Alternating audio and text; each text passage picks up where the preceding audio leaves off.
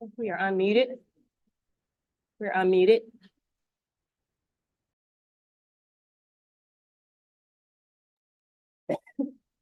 Welcome to the Mississippi Board of Nursing. Before we begin this morning, I have Mr. Susan lead us in prayer. Dear Lord, I just want to take time this morning to thank you for this day. Thank you for the safe travel this morning. Lord, I also want to thank you for another day that you've given us and have the ability to let your light shine through us in our work, actions, and thought. Lord, I want to ask you for guidance, compassion, and discernment in the deliberations that will be taking place today. Thank you for everything you're doing for us. Lord, forgive us of our shortcomings. Bring us safe travels as we leave today. Thank you again for all the blessings you do. The board is made up of 13 members, 7 RNs, 4 LPNs, 1 physician, and 1 consumer. Today, we're a 4-member panel with only 3 serving and 1 alternate. It will not participate in either the deliberations or decisions concerning this case. At this time, I'm going to begin with my left. If the board members would announce themselves. Janelle Moody. Sandra Culpepper. Sandy Clinton. Daniel Sister. At this time, I'm going to turn it over to the Assistant Attorney General, Maine. Good morning. Today's date is Thursday, February 5th, 2026, and the time is 8:42 a.m. We're present at the office of the Mississippi Board of Nursing, located at 713 South Pear Orchard Road in Richmond, Mississippi. I'll call the first matter on the docket. The matter of Megan Humphreys, license number R906930, case number 2025153.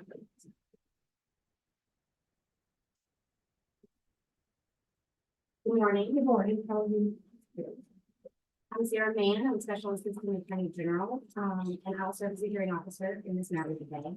My role during the course of this proceeding will be to rule on objections, to questions or evidence raised by the parties, to see the orderly process of the proceedings, and to ensure that the proceedings are conducted in accordance with applicable laws. This is an administrative proceeding, and it's not a court of law. So the formal rules of evidence and civil procedure that govern proceedings in a court of law do not apply to today's hearings. While I may use both as a guide when ruling on objections or evidence introduced, I'm not bound by either during this administration. At this time, I ask the members of the board hearing panel to this case to introduce themselves for the record and identify the member of the hearing panel who will serve as the alternate and will not participate in either deliberations or decision by the board hearing panel. Janelle Moody. Sandra Culpepper. James Clinton. Daniel Sister. And will the attorney representing the Board of Nursing please state your name for the record? Alexis Morris.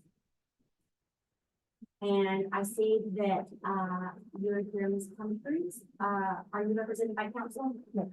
Okay, I'm gonna ask you a question.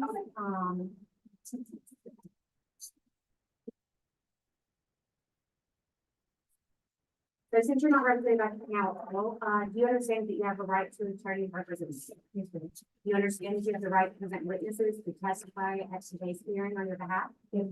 Do you understand you have the right to introduce documents and evidence on your behalf? Yes. You understand you have the right to cross-examine or question witnesses testifying against you? You understand that you have the right to have subpoenas issued by the board to compel witnesses to appear before the board to offer testimony or to have evidence produced on your behalf?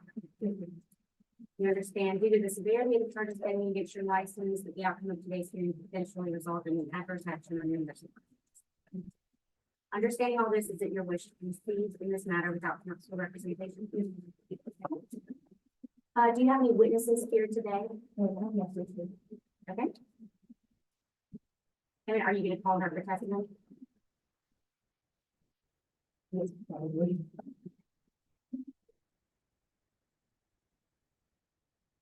And Morris was working on having any witnesses. All right, will the court reporter please, place witnesses under oath? Right. We swear or affirm that the testimony about to give today will be the truth, the whole truth, and nothing but the truth, so help you God. Will be in the.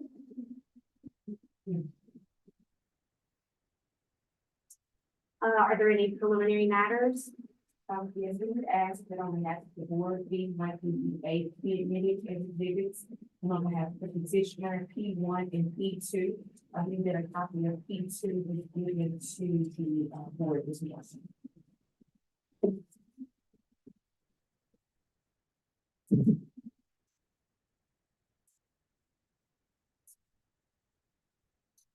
Okay, and Ms. Conference, have you had a chance to review the exhibits? Yes. Okay, do you have any objections to those exhibits? Okay, there are no objections. Exhibits B1 through B8 and P1 through P2 will be marked and entered into the record. So I'm going to just briefly share how the order of the hearing will be as follows.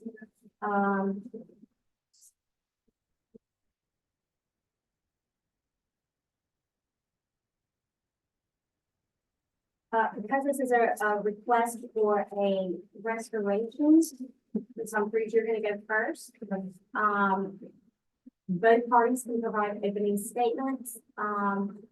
Opening statements as well as closing statements are not required and are not evidence, as they are merely persuasive. After opening statements, we'll hear arguments from both parties. The board has the petitioner has the burden of proving the, excuse me.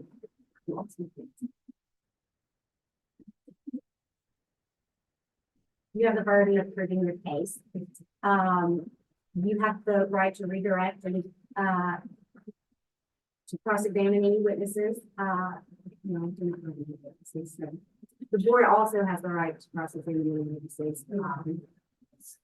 And then members of the board hearing panel may also question your witnesses.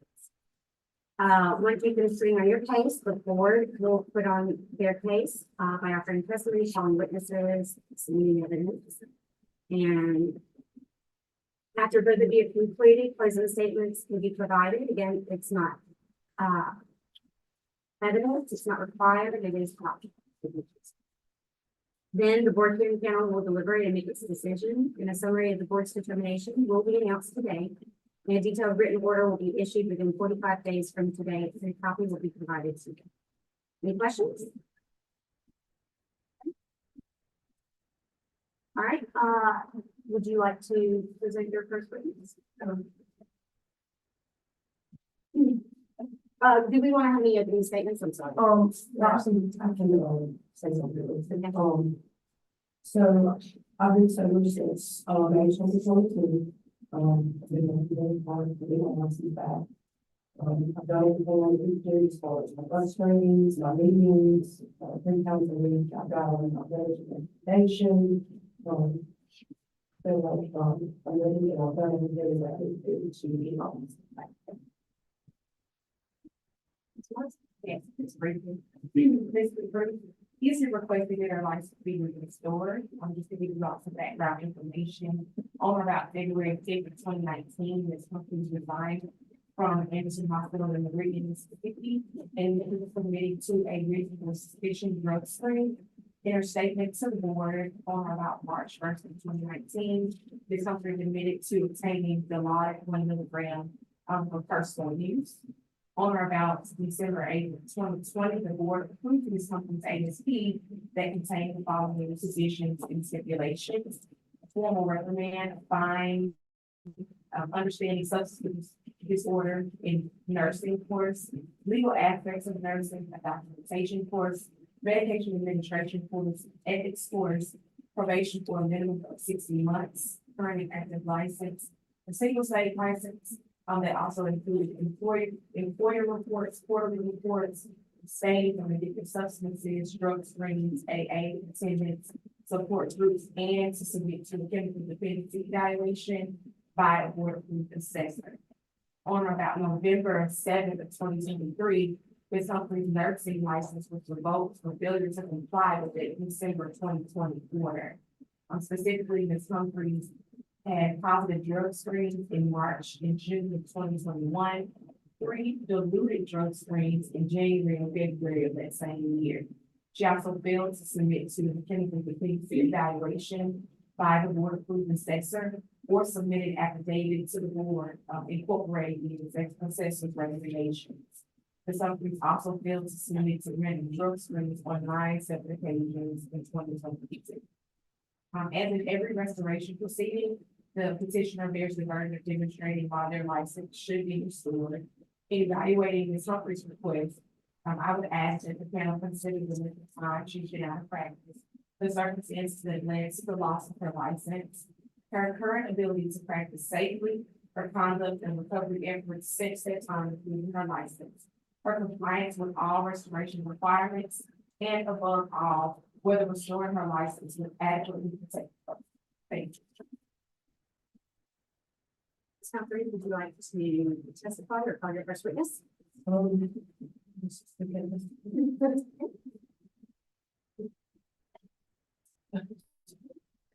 Sorry, I put it on spot. You need the microphone in the place. Just tell me that, how I play on. You speak in the microphone. Oh, yes. It's been really well.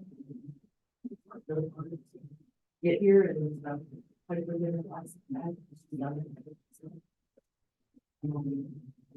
It's been very complicated since I broke my foot and then diagnosed with something. So it's helped me a lot. And it's been like getting my kids and helping me running. Navigate. C A V I N S E.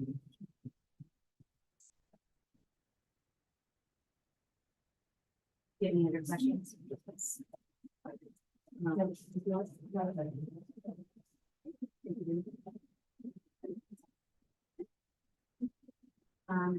like to say anything? Yeah, I just, maybe, I've been working on I've been saying that, I've been in that space today. I'm a judge from that village. I've got, maybe, 3 meetings, 3 times a week. I've already done a lot of this week. I'm on top of things, but I really like this. Ms. Morris? Is there anything further you'd like to say from me? No. Ms. Morris? Yes, yes, I'm sorry. Can you tell, the board a little bit about your educational background for nursing, where you attended school and what you did next? So, went to LPN school in, 2014. Got my LPN license, graduated, started work at, Stevens Hospital in DeKalb. I worked there for 2.5 years. I went back, to get my RN license, I was trying to get it upgrade for you. So I've been nursing about 22. It's all I've ever been to do. I know I made mistakes, but I have changed. I'm not the same person that I was in 3 years ago, really much 2019. I've come a long way, changing on those things. And where are you currently? I'm at Domino's right now. I haven't worked in a hospital setting since December of 2024, because, AIG an exclusion rate. So I haven't worked at hospitals since December of 2024. I think you already stated, but could you tell the board your date of birth? May 2022. Are you? I see that in P2 that you submitted today, are you still currently attending the outreach counseling session? Yes, it's for, some stuff that happened, at the middle of last year. But, really, like, how it so, And discusses, medication management. What, medications are you currently taking? I take, Prozac, Caplyta, Protonix, and, okay. Adderall, and then I, use Tylenol. Next, the cannabis. Yes, ma'am. And you testified previously that you do attend the weekly AA meeting. Yes, ma'am. For treatment purposes, do you currently undergo drug screen? Yes, ma'am. It would have been the results of those. Only positive for the things You have a sponsor. I have had one, I don't have one currently, probably And how long have you been without a sponsor? couple months. Haven't found somebody that I really like.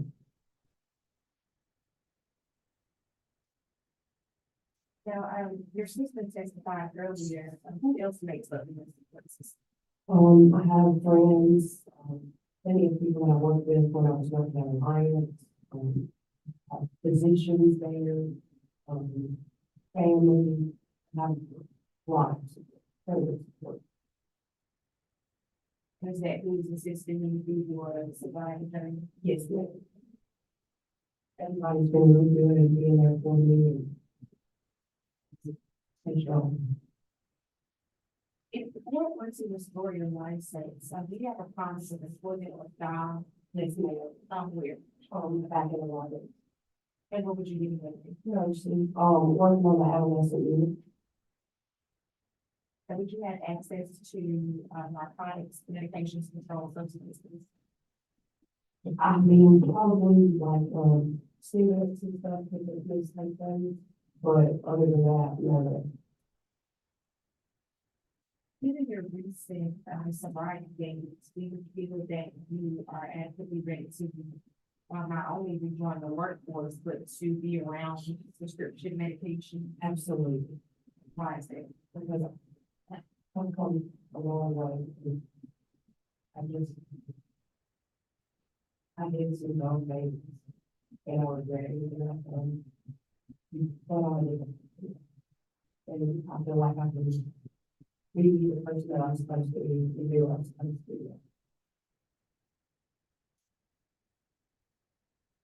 In your restoration package, I think that you attended, continuing education course in drug diversion. I mean, you completed any other continuing education? You know, I'm gonna look into some things after I license back and whatever I need to. Everything being thrown, I'll take class, I mean, I'm gonna do whatever. Considering the changes in the nursing profession since the last practice, do you feel adequately prepared to enter the workforce? Given the changes in landscape that happen every day? Yes, ma'am. But you haven't had any additional courses focused on like practical application or any, I guess, re-entry work, courses? No, I'm not yet, but like I said, I'm willing to do whatever.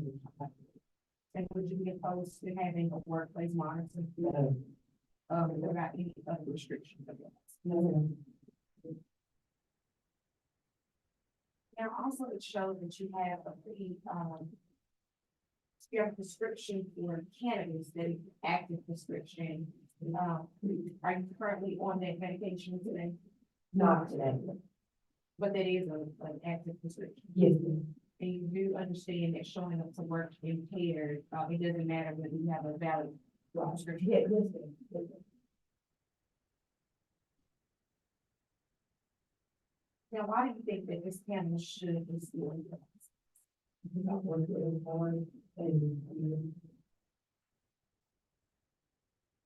Given your non-compliance with some of the other drug screens, what assurances can you give to the board that you are now ready to take on and, being under another order? Because it isn't that they grant you a license, you will be under another board order. So what assurances can you give to this board that, you will follow the rules and regulations of the board and that I will do whatever the order says, do drug screens, or anything, I will always take what's prescribed to me anyways, I will do whatever is absolutely necessary.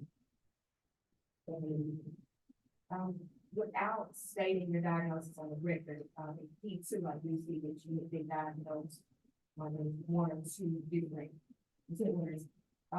You do understand that, nursing sometimes is high stress for you. Yes. And what are some of the things that you do to cope or to manage that stress? I talk to my family, things out, taking breaths, I mean, you got the right one, and then just let myself, I do that. Got a further, not their way for this.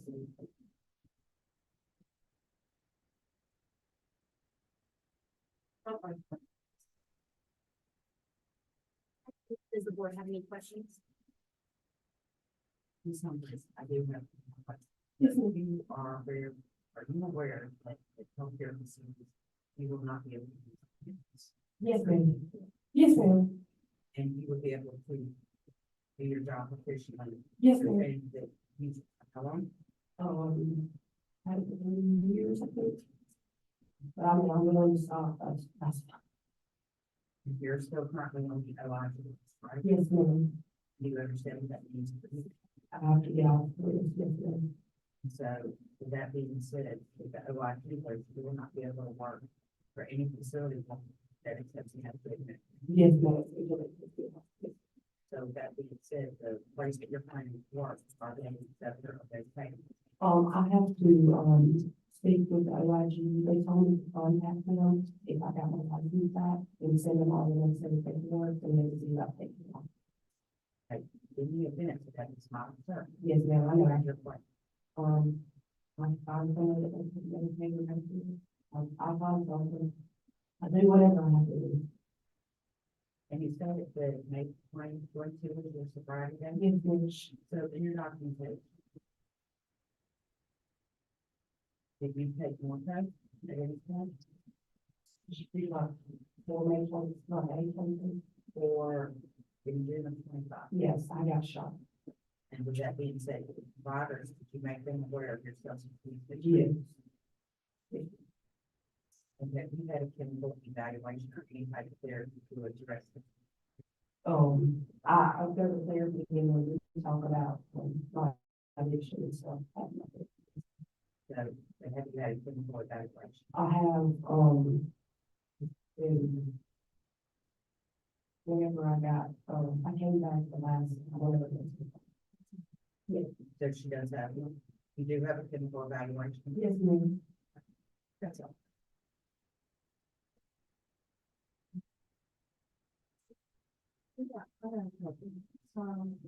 So you're currently doing meeting. Yes, ma'am, very hungry. What is it, it's all online? Yes, ma'am. So, you said you currently don't have a sponsor. No, ma'am, I gotta find it. I do. Are you looking at like maybe somebody local? I mean, it would be, I think it would be better if I had somebody local. That way, you get it posted, I mean, Do you want to see if you can, you have any? I attended, celebrate recovery on Monday nights. and such.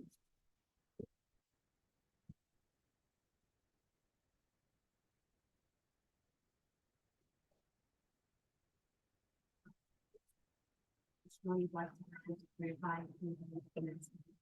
In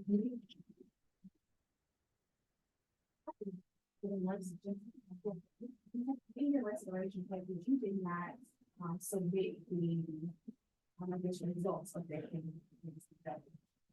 In the restoration package. Yes. I didn't, they didn't know. I wasn't sure. Because I had, it was in 2022. And I did it for one, but like, it was really good.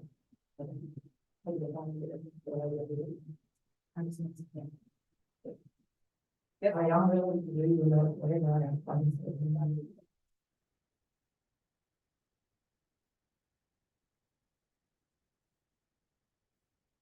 Would the board like any follow-up questions on that? Was it a board approved evaluator? Yes, ma'am, it was.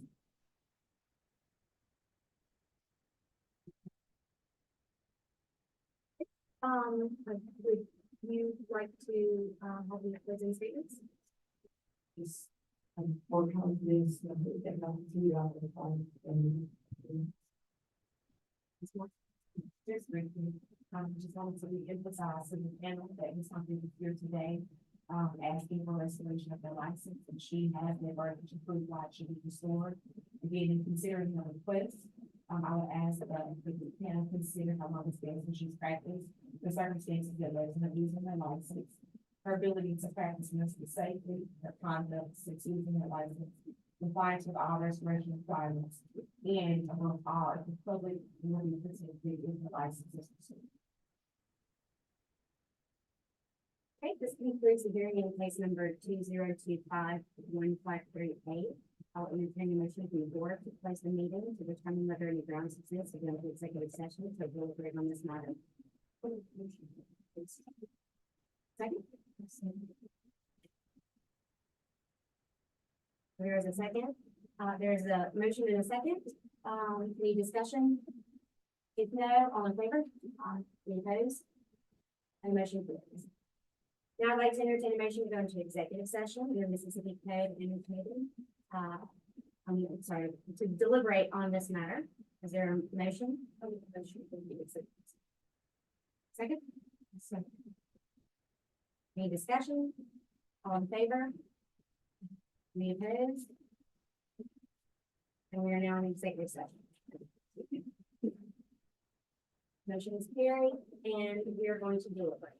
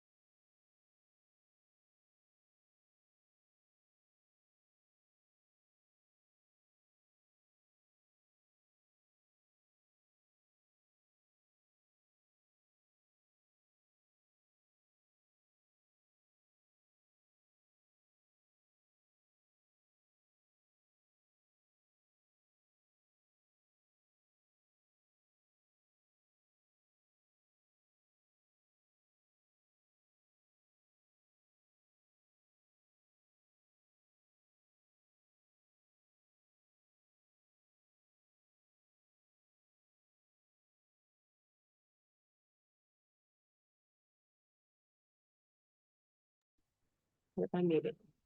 Okay, and we are back on the record in case number 2025-1538.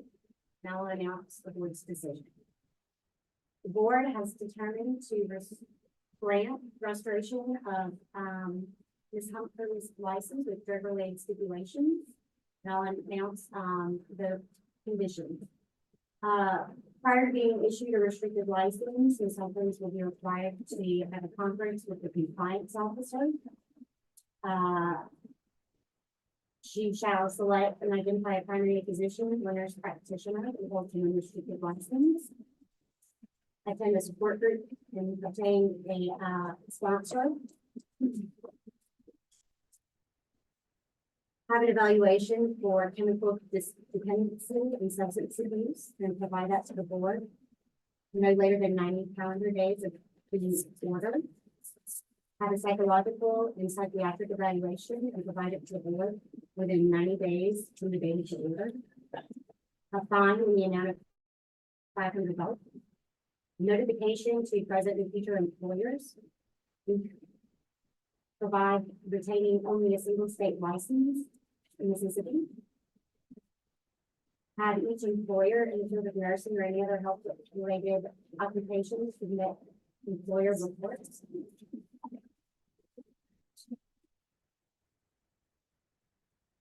Indirect supervision. And she will be prohibited in specific areas of practice. And the maximum hours allowed.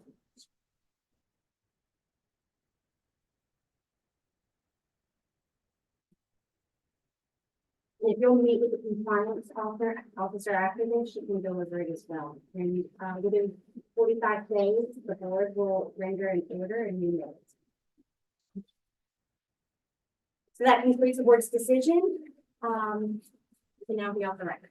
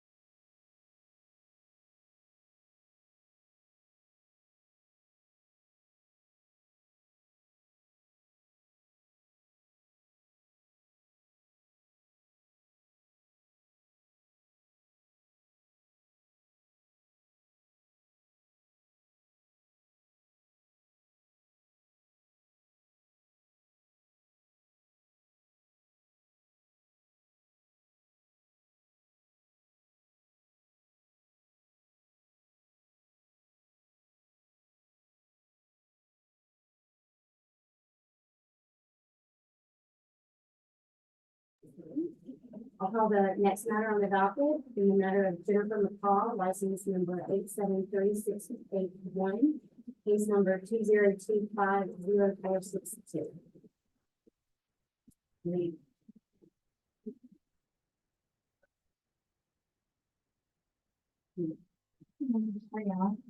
Wow. I'm Sarah Mayhem, Special Assistant Attorney General, and also the hearing officer in this matter. My role during the course of the proceeding will be to rule on objections, questions, or evidence raised by the parties, to see to the orderly process of the proceedings, and to ensure that the proceedings are conducted in accordance with the applicable laws and rules. This is an administrative proceeding, not a court of law. So the formal rules of evidence and civil procedure that govern proceedings in a court of law do not apply to today's hearing. While I may use both as a guide when ruling on objections or evidence and dates, I'm not bound by either during this administrative proceeding. At this time, I would like to ask the members of the board here in the panel for this case to introduce themselves for the record. You know, identify the member of the hearing panel who will serve as an alternate and will not participate in either deliberations or decisions by the board committee. Janelle Moody. Sandra Mulcaher. And will the attorney representing the Board of Nursing please state their name for the record? Alexis Morris. And Ms. McBride, are you present? I see that This lady is, well, not that my father, it's think on this. And you did have it changed, and then Say again, I'm sorry. I did change it in the gateway. Is it changed on his name? And you said Lee, Miss Megan. No problem. is it, Paul Lee with a, I just wanted to use like, with my phone, my middle name.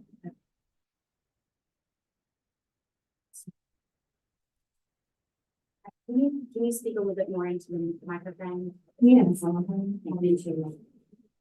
And Ms. Lee, are you represented by counsel? No, not this one. I'm gonna ask you, a few questions since you're not represented by counsel. You understand you have the right to have an attorney represent you? Can you speak into the microphone? Yes, ma'am. Thank you. You understand you have the right to present witnesses to testify at today's hearing on your behalf? I did not, I didn't listen to all of that. All right, do you understand now that you have the right to present witnesses to testify at today's hearing on your behalf? And do you understand that you have the right to introduce documents and evidence on your behalf? You understand that you have the right to cross-examine or question witnesses testifying against you? You further understand you have the right to have subpoenas issued by the board to tell witnesses to appear before the board, to offer testimony or to have evidence produced on your behalf? Yes, ma'am. You understand due to the severity of the charges pending against your license that the outcome of today's hearing potentially result in an adverse action in your nursing license? Yes. And understanding all this, is it your wish to proceed in this matter without counsel representation? Ms. Lee, do you have any witnesses here today that you plan to call to offer testimony? No, ma'am. So you'll be offering testimony on your behalf? Okay. Ms. Morris, does the board plan to call any witnesses? No. All right, are there any preliminary matters? Okay, on behalf of the board, we would like to offer exhibits B1 through B9. And on behalf of the petitioner, P1 and P2, I believe that P1 and P2 was given to the board this year. And they can find names here for me. It's I have a picture.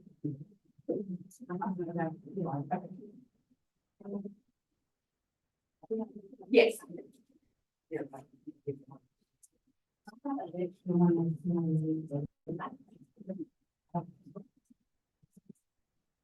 I just kind of like ask the court reporter to please place the witness under the vote.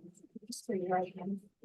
They can swear or affirm that things up here today, we can tell them to do the document she's talking about.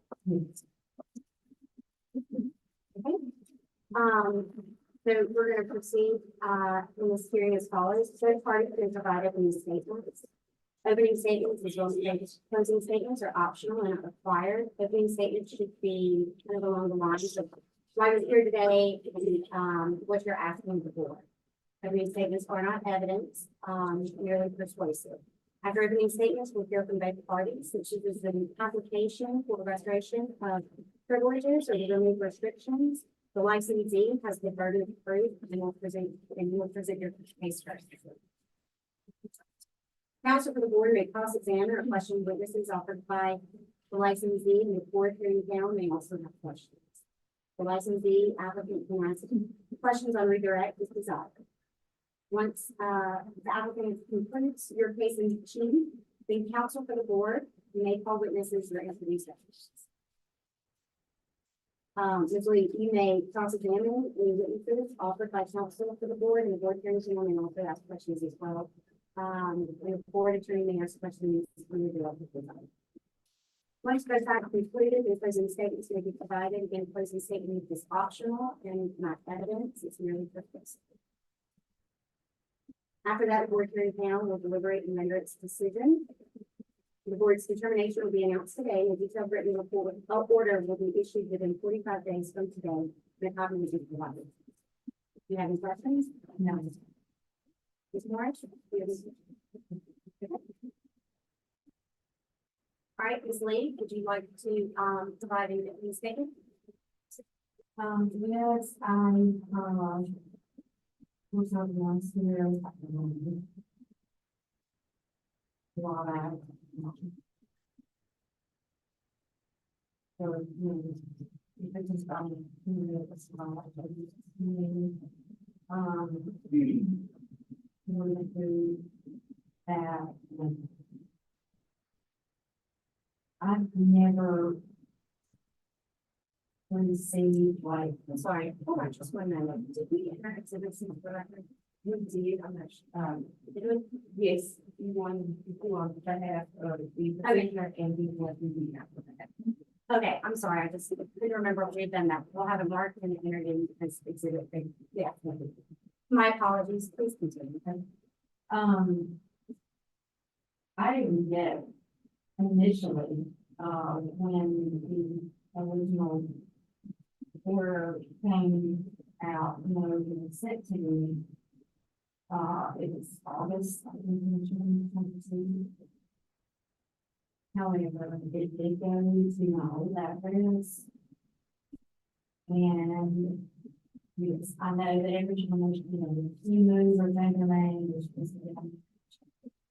But when I left Lauderdale, I was went traveling to Vermont, and it was like this little contracts here and there, so it didn't dawn on me, I think, they go to that change it. Which now I do, I know better now, so I did speak with, Mr. Walker, and did go into the gateway, did everything changed, the name changed, the address changed. Now, forever. And got out, you know, my times,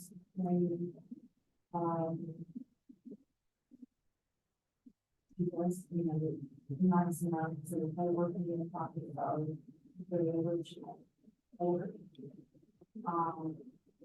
While I was waiting on him, I did contact the lawyer that I had when I was in the board. But she is on the PNC and had worked for me. So she was just doing it. And when I tried to talk to her, she would have gotten a copy of the order as well. But, you know, probably so that she didn't have it. So it's and I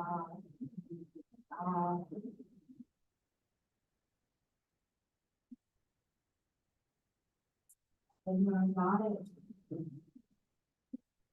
So right now, we're just having a very brief explanation for an opening statement. You'll be given the opportunity to provide your testimony in a minute. Would you just like to tell the board what you're asking for today? What I'm asking for today is, to have my individuals reinstated. I do not want to go back to those others. When all of this happened, I went back to school into the information technology program.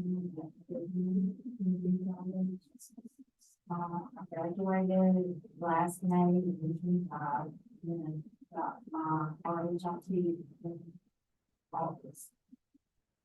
Now I'm quickly seeing that you need your RN credentials to go into the fields that interested me, like the ones that I wanted, is did not want to do the medical billing and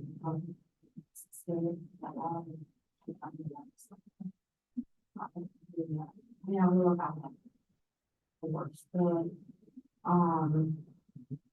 I really want to go into the CDI because that was my most favorite part, even that way back, take the charts. I would go through those charts from front to back, you know, just make sure that everything was included in here. All the, you know, the full measures were in it, CMS guidelines. So, you know, where there was no chance of a denial once it got filled, you know, and keep that.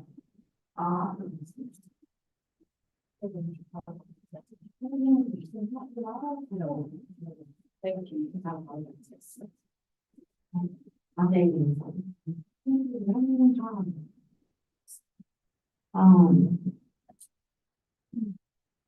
But yes, I've had, a job offer, to take over the PR department for auctions and everything. But I have to have my own vehicle with my RH. I was also offered with Anderson, or that is its, corporate, not that is Anderson. So when I would to work for, in the city out of that, and that's the part that I would.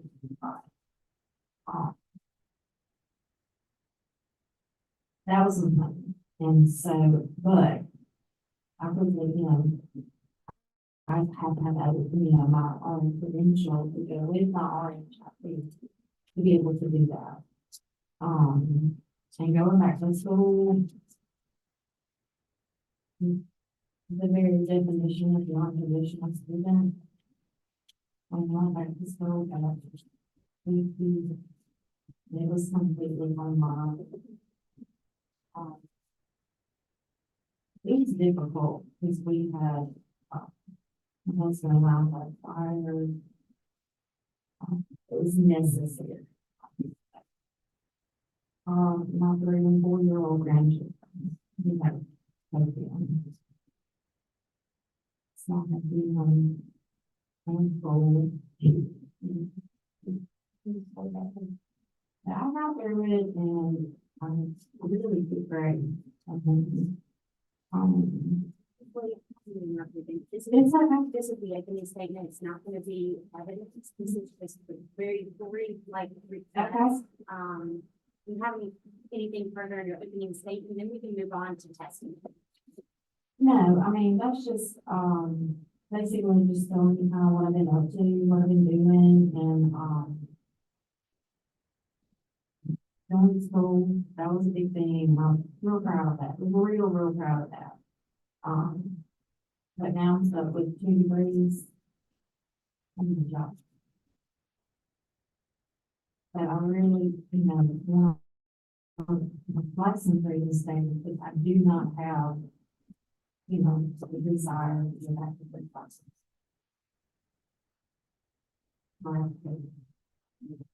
Thank you, Ms. Lane.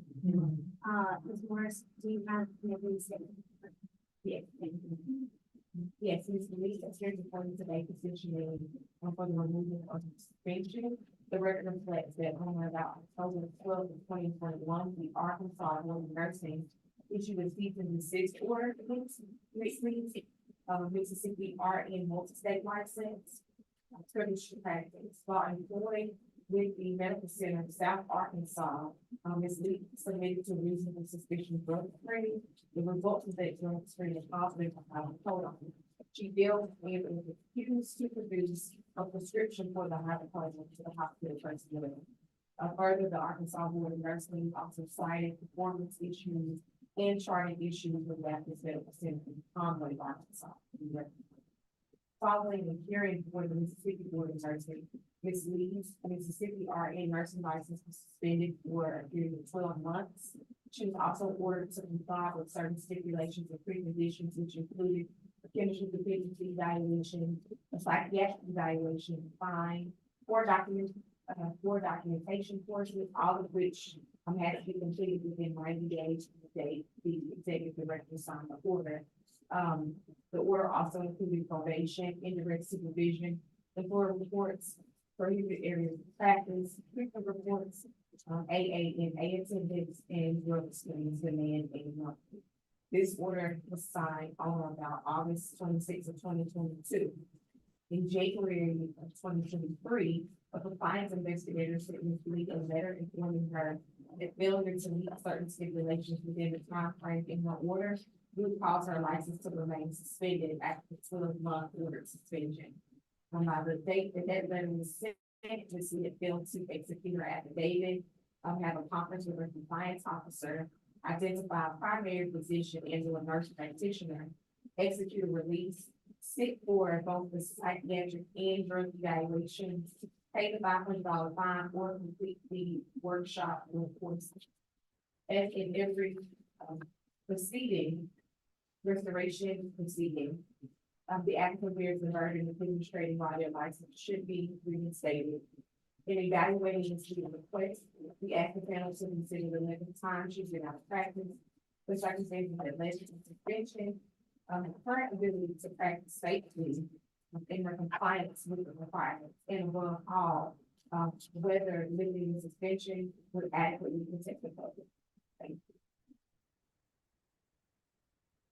All right, Ms. Lee, would you like to provide any testimony? Yes, and we had talked about, in my first hearing, when they were talking about the cease and desist letter, like, I never got that. And I asked the lady that's here, you kind of see it, it was my and I told her that day in front of the board, the panel, like, that's not my signature, and I've never worked with even here at that city. And I have never received that, so. Find order that incorporates, all of the, information for Arkansas, but if it's relevant.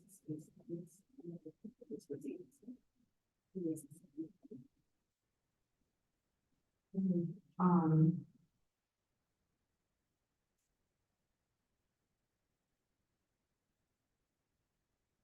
I mean, it's not all fault. Because I'm not, I got a breast about it. I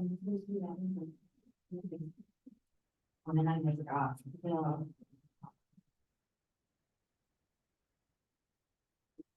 nursing, while I'm doing. I did, time families and all that kind of stuff, and I went straight into school, and then after, some time had gone by, again, as far as the courses, workshops, documentation, is a big issue there.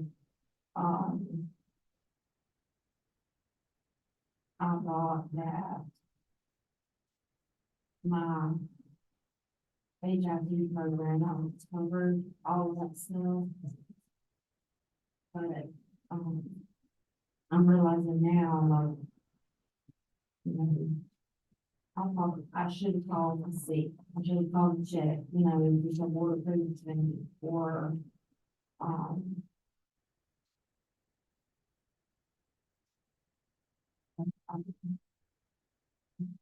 far as the chemical, then the evaluation. So my general practitioner retired. And I started seeing him a new one. I've only seen him once. And he, said he would feel more comfortable if he referred me to Auctioneer's House, nurse practitioner that deals like this kind of beside credentials. Perform the community back. So, then you wanted me to see him anyway. So, like, reevaluate my medication, just kind of all work together with my therapist and everybody, to see if we can steal some of that stuff back. I've only met with that GP the one time, and then I did finally get to meet with the nurse practitioner. And I did go back over there again. I think it was Tuesday, to ask to see, if he would do the chemical evaluation. And he said, that if he was still certified or not, he was up the next, like, for Wednesday.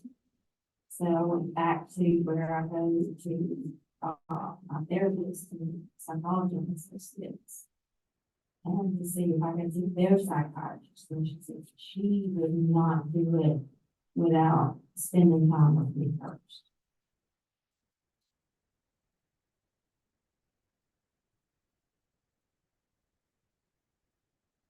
So it's not, you know, that I didn't try or that I'm digging my heels in and saying, oh, no, I'm not gonna do it. No, I'll do whatever I need to do. And that's why I'm not gonna do stuff. All got copies or whatever that I went and did get. All of my after visit summaries and my urine drug screenings. And I had to go to my general practitioner every single 3 months because of the medicine that I was taking. To make sure, you know, that I wasn't. Medicated and something else too. I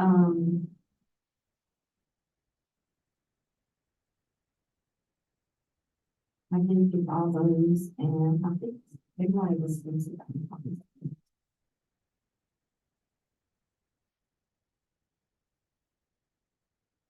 I mean, I was, you know, since I wasn't able to get the, come up with a good CEO, I try to be proactive and, you know, think about doing that stuff. And those, all of those are spending for me.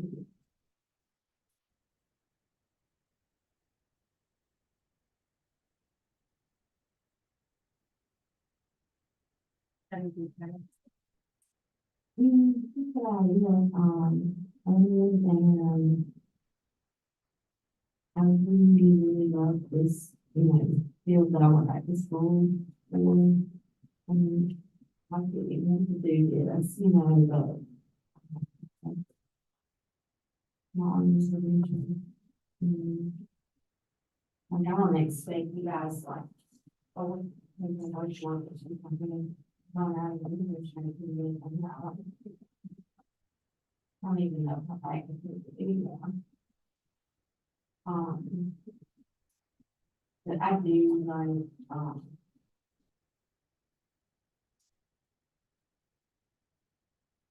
I do need, you know, to get open and, my husband. He is 100%, on that bed, disabled. And it's a check from the VA, but it's just not, it's not enough. And I went like last week, and I got a job, you know, working, so I had, but I've been moving back to work, and then maybe can come back to this.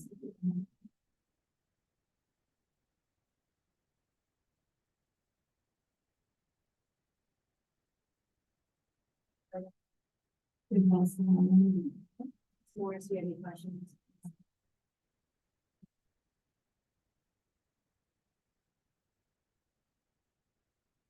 Please tell the board from your educational background, when you attended nursing school, what you. Yes, I went to MCC. Um.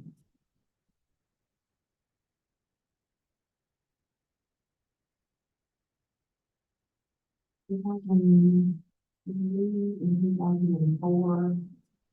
But I have all of my records already done,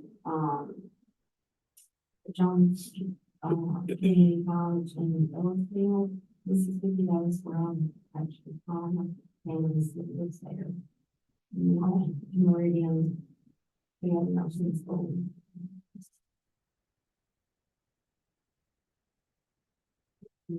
First life.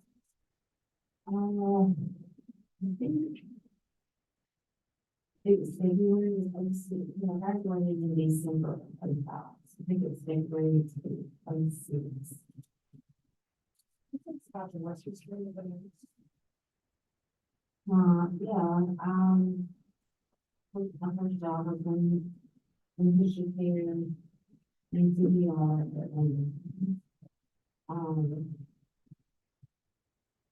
I worked there the whole time I was a student. I'm really good this. And when I graduated, we gave me a spot.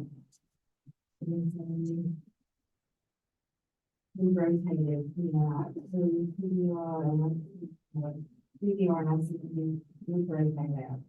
We got it this time. So it was a cost, so, I said there were 19 meetings. I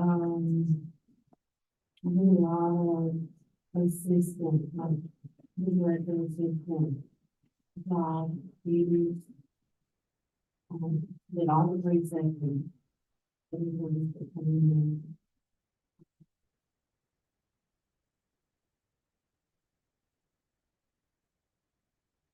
And, I left there, my children, I was like, they were, warm. And the youngest one was about and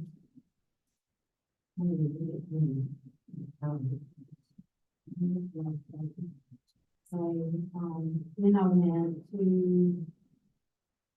the Hebron County Roll. The company was in Seattle. Solutions. Because they had to have a registered nurse on the duty about that. I worked out there 4 hour days.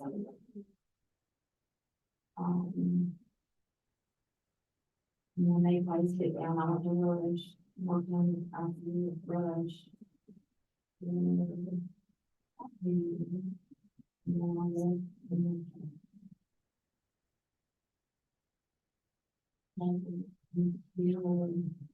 Full crowd staff. In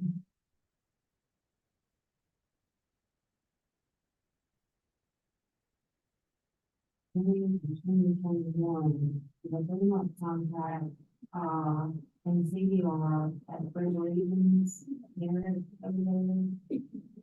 That's all we need, the full-time jobs, and the charge nurse position over in Houston. Not sure. I'm going to get, almost as many payers, I was like, I don't know. Anyway.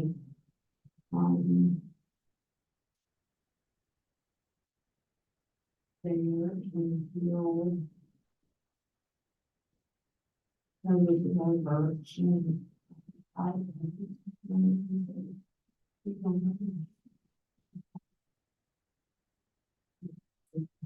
Somehow figure out what we're gonna do. That's me. I just got $1,000 tomorrow. So that was one day.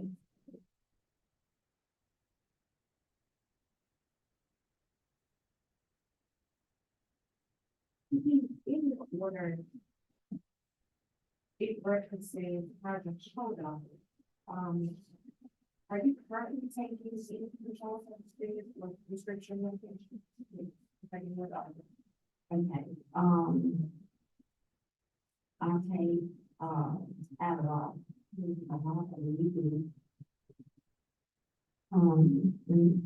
it's always the diagnosis. I have, medical description or what, that I'm on the college that's in lexicon. Not generalized anxiety. And I have horrible anxiety,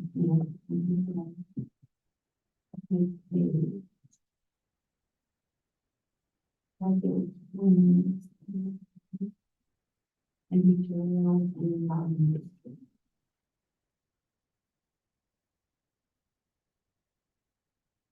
That was the last time you had any type of program. Well, I feel my anxiety, like my anxiety is, It's not a PR, it's not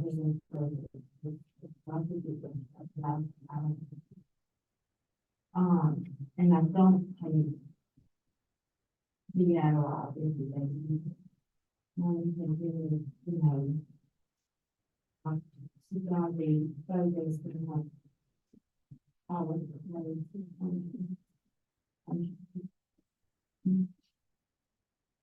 That's one of the whatever part of hold on the end of the page.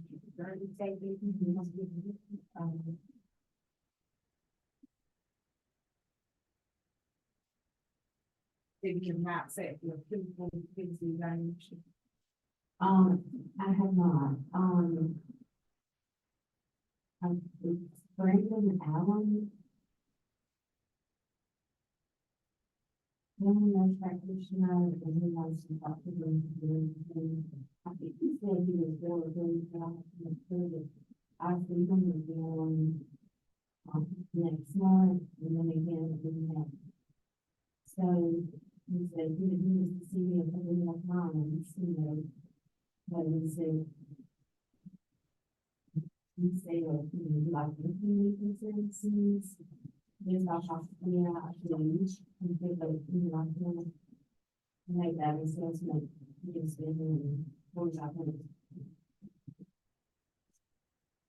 We're aware that the prostrate situation. Yeah, What are they hoping that we just along with the medications?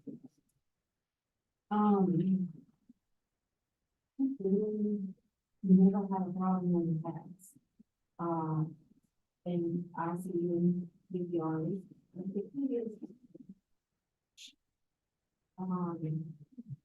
Then it seems like my brain just automatically pops in the gear and I just see what's happening on.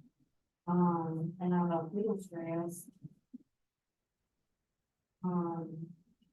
I think the only time that I have felt stress were when I was on a travel contract and I not know my coworkers.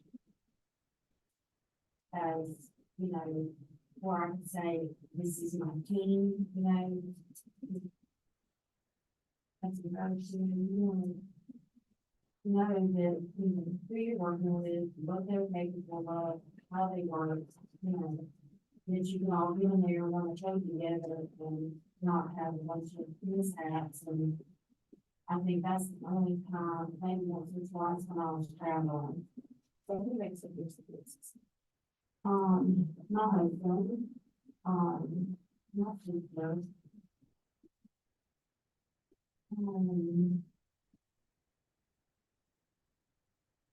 My husband's been, our pastor and his wife are really good. We do a lot. We do, you know, with them, we they've been very, very helpful. In the board where, Mississippi, it discussed, of course, the evaluation you presented, I believe, a therapy assessment. Are you aware that this assessor is not a board approved assessor?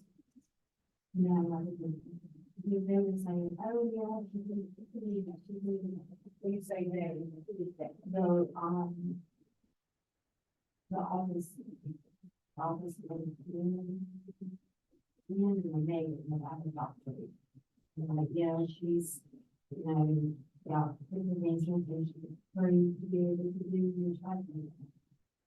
they're gonna follow the board's speed, whether or not, because your order states that the evaluation has to be from, an evaluator to be by the board, which you have to follow what the board, you can say you receive a copy of your order. Right. I read the order when I got it, and I don't know why that piece that we don't have it either. Until they asked, like, we read that, and so I got down and I read it again, I was like, and But you recently said that the evaluation, correct, I believe. yes, I mean, it's like, I don't sleep, I mean, I will, and probably, I need to do the same one. Also, in the order, it is going to see with AA and AE, but you're going to think we go from here. Um, Okay.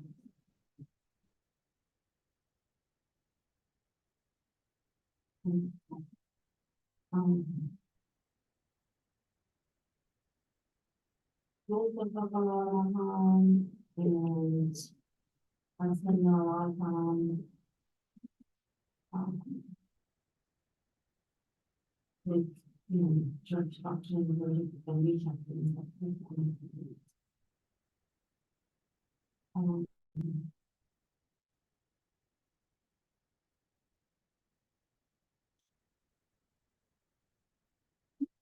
And I'm not, I'm like, just, one of those two separate things, I really want to go. Not, not really, so,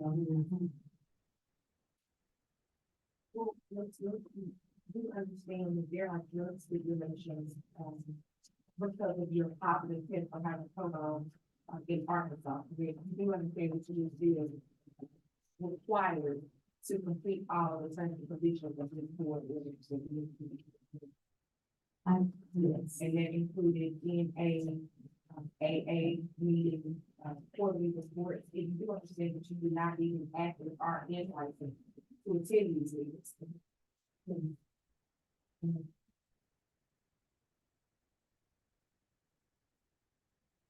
So just for the record, you submitted an evaluation from the assessment not approved. Have you done any drug screening, with Spectrum or anyone from the Mississippi Board of Nursing? No, those two, I think, I really want to, Which is every 3 months, but not every month. Not every month. Okay. Do you have any questions?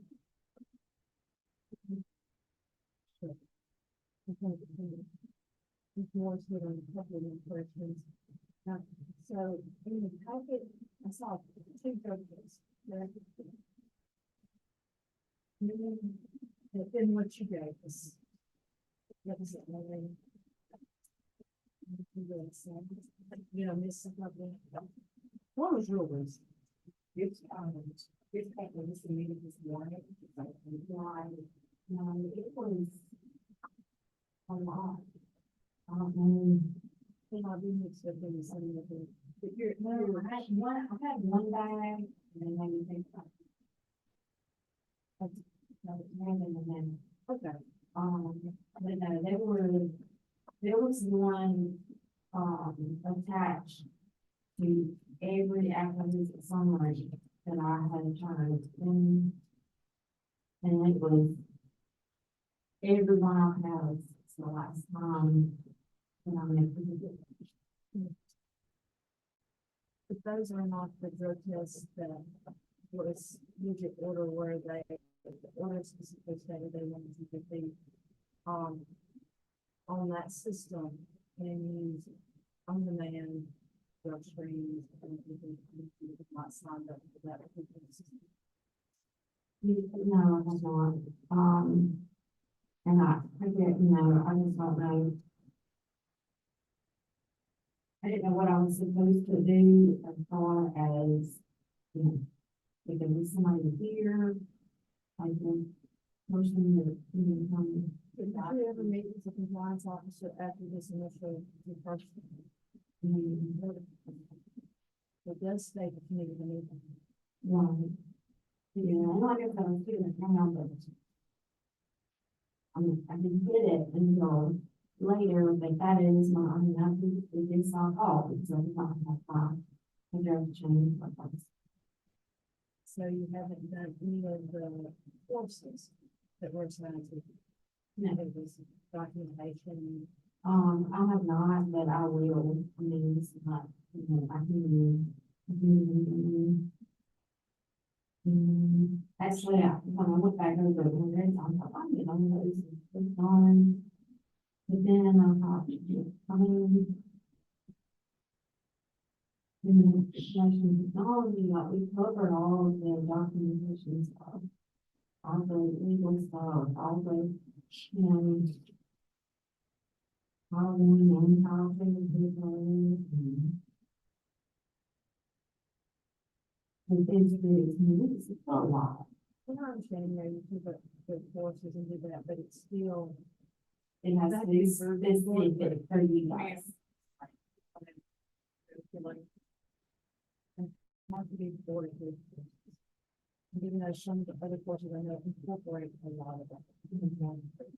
You did pay your fine.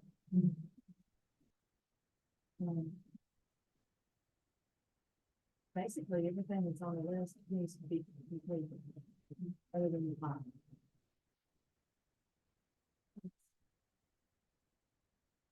I just have one question.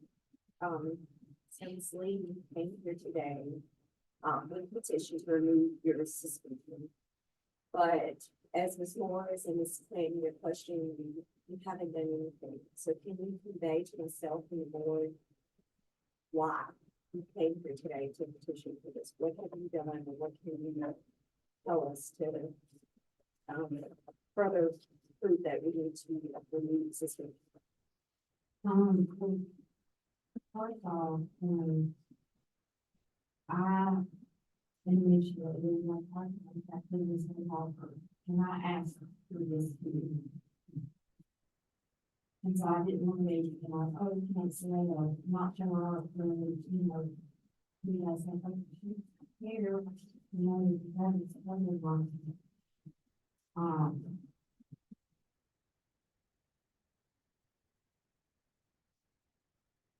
And I'm not saying like, order wasn't important, because I know it was. But the non-compliance was not an intentional non-compliance.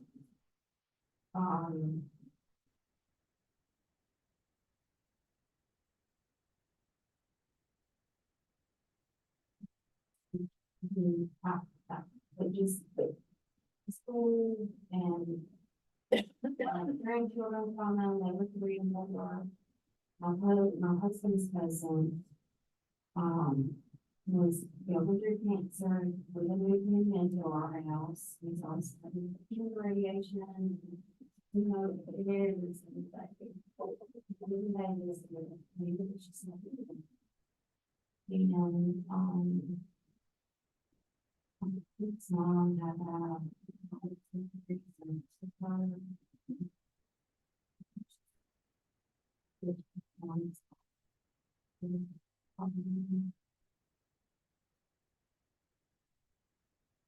I don't have a problem with being needed. I have done completely as safe as possible.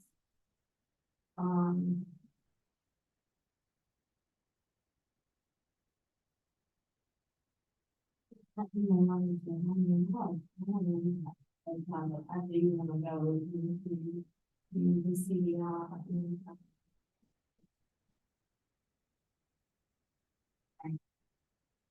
Mother home,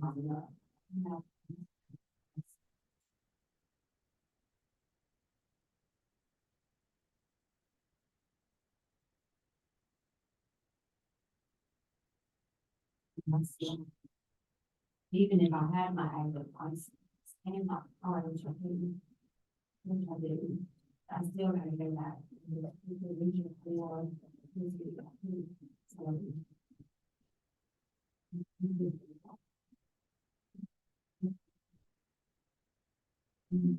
but if you not have insurance,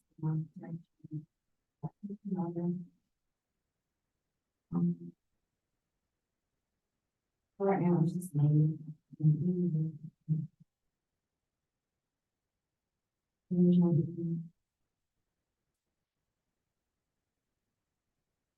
Now the Abby group, you know. So we have all.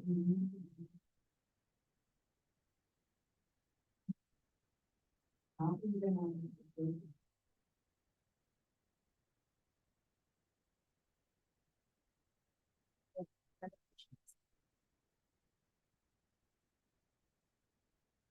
board has asked you questions, the board council does. Do you have anything that you'd like to clarify based on these questions? I did talk about that season system. The thing was really positive drug tests in Arkansas and in Cheyenne. Like it was a big issue in the first year.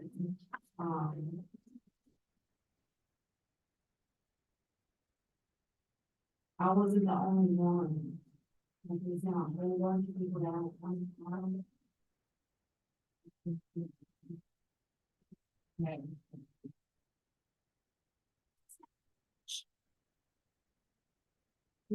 Um, it's not relevant to why we're here today. I'm just saying that those ones I agree with. She's.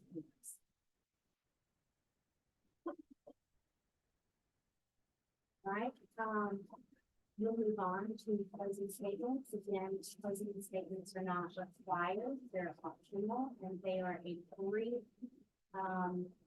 statement of and not evidence, it's only merely persuasive. Would you like to give a brief closing statement? Yeah,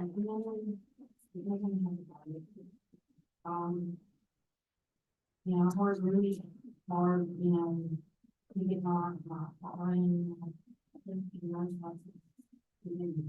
then, hopefully, I have worked hard.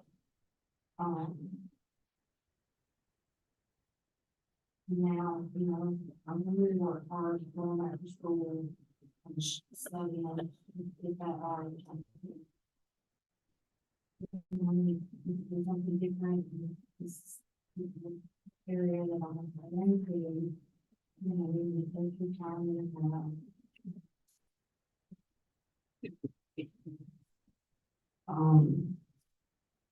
to go on with the other best. And that's just what I pray for.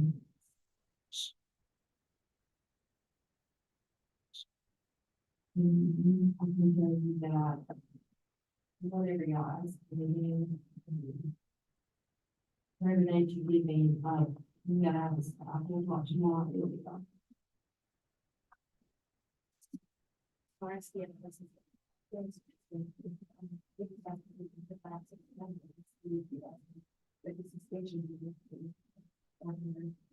license to practice and that she needs to vote in my shoes.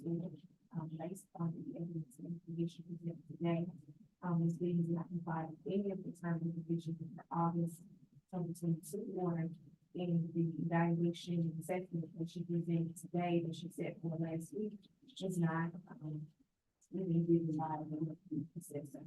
And so considering her request, I would just ask him to consider her ability to practice nursing the circumstances that led to suspension. Her conduct to nursing division, and if her public to be protected, if her license, if the suspension is given.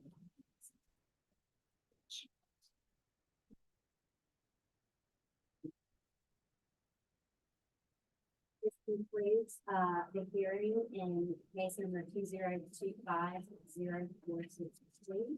On to information to the board disclosed the meeting to determine whether the balance of this is going to executive session to go over this matter. Is there a second? There's been a motion in the second. Any discussion? All in favor? Any opposed? The motion carries. Now I'd like to make some motion to go into executive session and then code, T5 4174 B to deliver the news matter. Your second? Any discussion? All in favor? Opposed? The motion carries. We're now in executive session.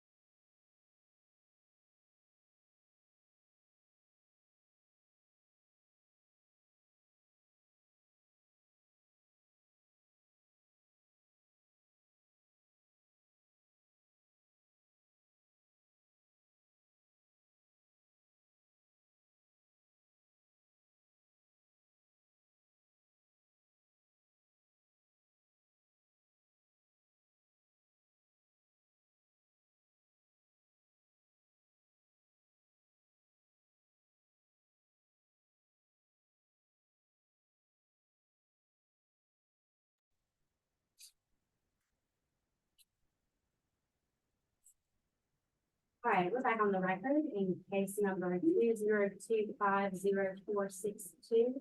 And I'll announce the board's decision. The board has concluded that they are going to deny petitioner's request for removal of suspension of license R873681 for failure to comply with the terms of the August 2022 board. Ms. Lee, if you have any questions, the board would ask that you meet with the compliance officer so we can discuss the terms of the completing. Okay. This concludes the board's decision. The details will be provided to you in a form of the final order within 45 days. We're now off the records.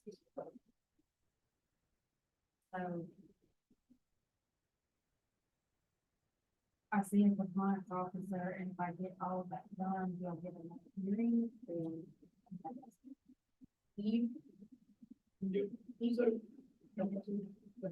Better than I have to treat like a revocation, so I go back to the investigation.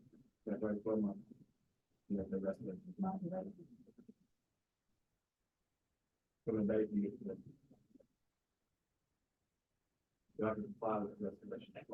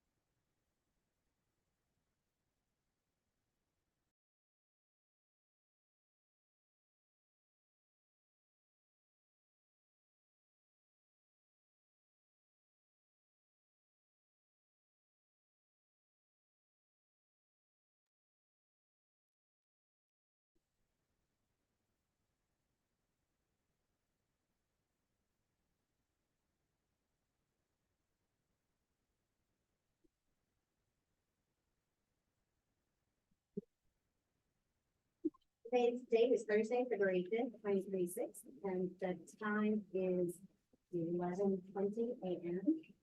For President of the Office of the Mississippi Board of Nursing, located at 713 South Fair Orchard Road in Richland, Mississippi. Next matter on the docket is matter of First Caldwell, license E334915, case number 2025-1276. Good morning, I'm Sarah May, Special Assistant Attorney General, and I'll serve as hearing officer in the matter today. My role during the course of this hearing will be to rule on objections, questions, or evidence raised by the parties, to see to the orderly process of the proceedings, and to ensure that the proceedings are conducted in accordance with applicable laws and rules. This is an administrative proceeding, it is not a court of law, so the general rules of evidence and civil procedure that govern proceedings in a court of law do not apply to this hearing. While I may use both as a guide when ruling on objections or evidence introduced, I'm not bound by either during this administrative proceeding. At this time, I would ask that the members of the board hearing panel for this case to introduce themselves for the record and to identify the member of the hearing panel who will serve as an alternate and will not participate in either deliberations or decisions by the board hearing panel. To the alternate. Sandra.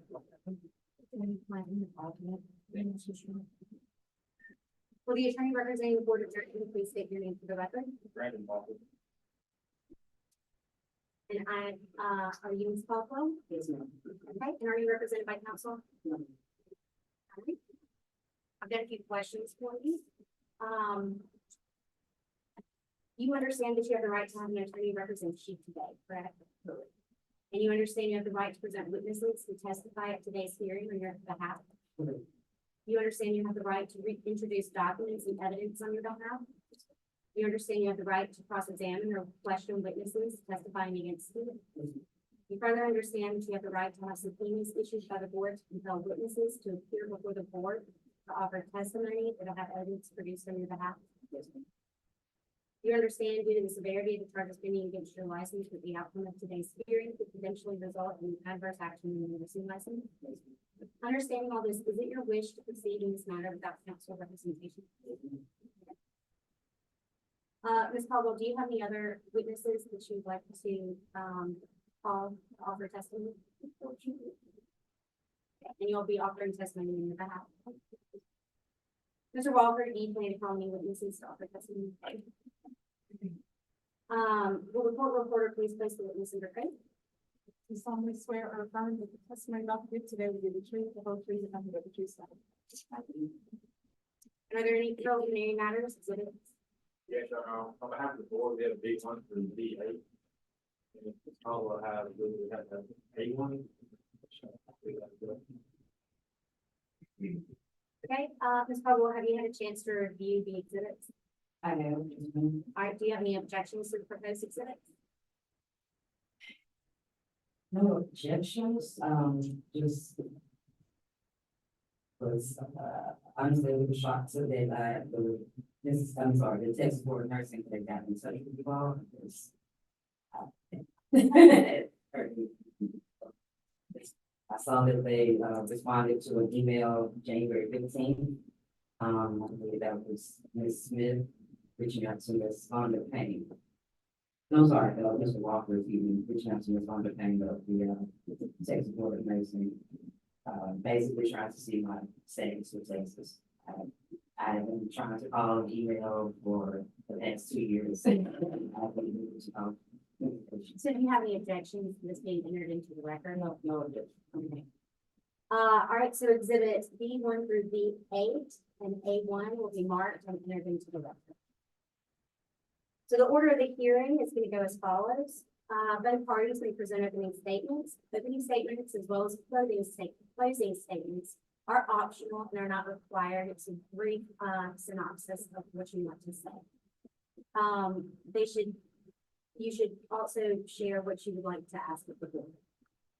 After opening statements, we'll hear from both parties. Since this is an application for appeal of denial, Ms. Caldwell has the burden of proof and will present your case first. Counsel for the board may cross-examine question witnesses offered by the applicant, and the board hearing panel may also have questions. The applicant can ask questions on the elected desire, and once the applicant concludes your case in chief, then counsel for board may call witnesses or introduce others. The applicant may cross-examine any witnesses offered by counsel to the board, and the board hearing panel may also ask questions. The board attorney may ask questions on the elected desire. Once both sides have concluded, then closing statements will be provided. Again, closing statement is optional. It's not evidence, merely persuasive. After that, the board hearing panel will deliberate and render its decision, and the board's determination will be announced today, and a detailed written order will be issued within 45 days from today, and a copy will be provided. Do you have any questions? Okay. Would you like to give an opening statement? To be honest, I'm sincerely here to just at least try to get my Mississippi license back. Of course, as you all have read, I was reported to the Texas Board of Nursing over self-reporting, accidentally giving a 6-day-old vaccine. Honestly, since that has happened in late August of 2023, my life has completely changed, completely flipped for the negative aspect. I am simply coming to the Board of Nursing today asking, even if you all were to literally just copy the proposal order that is placed on me from the Texas Board of Nursing, if you all can, whatever you do, as I've said with all of this, whatever can be done with to still be able to work. I feel that this is a matter that honestly went overboard, especially considering I immediately self-reported. My heart is getting work in Houston while I was still living there. You know, of course, after I was terminated from Gulfgate Clinic with their health system. It has just been very, very rough. And to be honest, I really do not want to give up my LPN license of almost 10 years without like.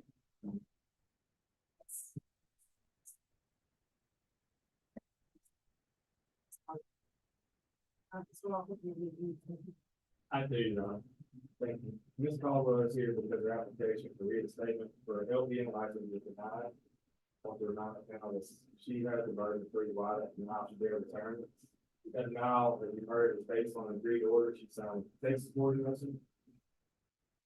At the time of the denial, she had not yet completed the educational requirements or had not provided the board with evidence of it. Also, part of that order required her to work as a nurse, providing direct patient care for at least 64 hours a month for 1 year. She did complete that requirement. Based on her non-compliance with this order, we asked them to come further. And she did not yet completed the requirements of the Texas board, which required her to work in Texas. Thank you. Sorry. All right, Ms. Caldwell, since you have the burden of proof, would you like to provide testimony to the vote? Yes, at the date of the denial that I received, December 5th, I had actually completed my courses that were needed to be done for the Texas Board of Nursing proposal order. As far as the employment issue, that has been since this proposal order has been even spoken upon about before I even signed it. I was literally getting interviews left and right in Houston, Texas, where I was residing in. I would apply for the job, get the interview, almost get the job, and then be because we have this stipulation on the license, so now you don't want to. That happened to me at least 10 times while I was in Houston. Once I was able to get the funds to come back home to the back end with family. Of course, I was still looking for any sort of job that I could work, any sort of, even.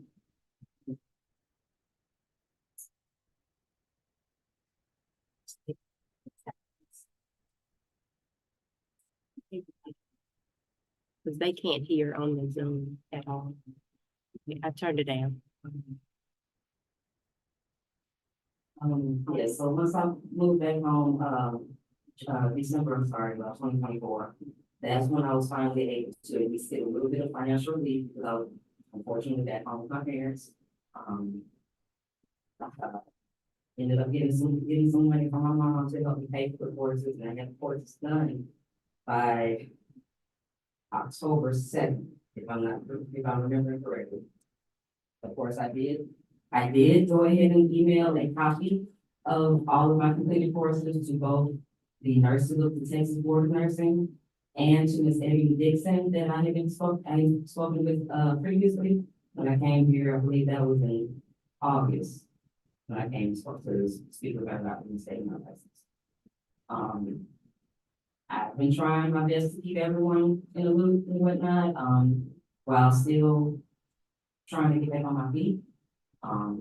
Unfortunately, my biggest reason for leaving Texas in the first place is because my car is engine went out. I did not make any way to get to work. Ubering was going to be at least $50 a trip to my job.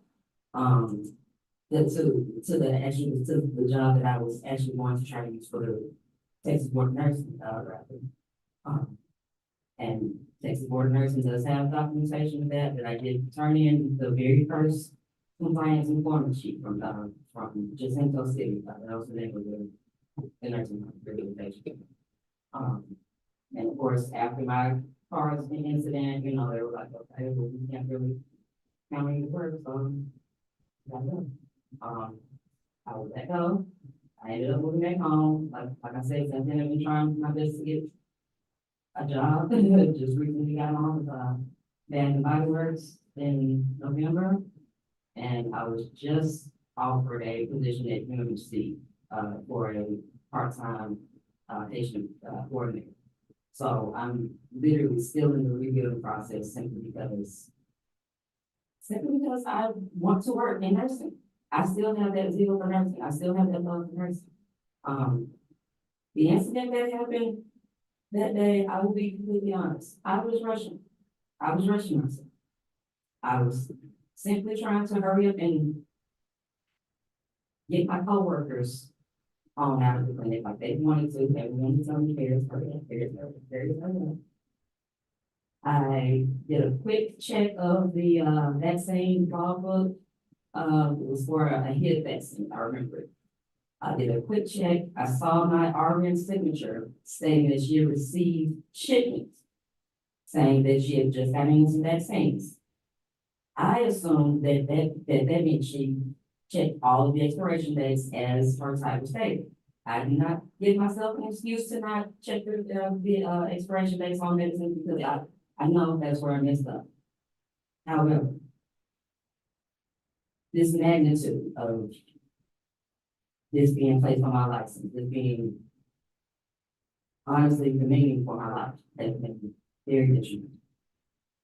So, in all honesty, to get back to the incident, like I said, once I moved back home in Mississippi, last year, excuse me, last year, 2025, I finally got the courses done. Like I said, I believe I sent that email out, I believe on August 2nd.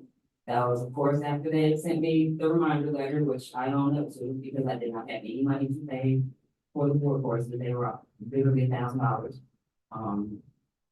I finally got those courses done, turned them in. Once I got the administrative denial, I understood. However, I still want to try because I feel like even if Mississippi Board of Nursing and Texas Board of Nursing become some sort of group, I have completed the courses. All I really need to do is work. All I'm trying to do is work.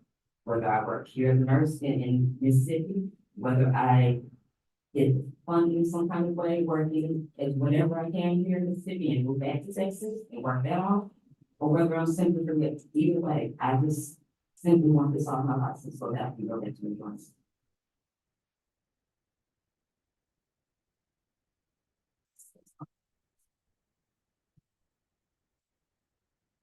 Well, if you have any questions?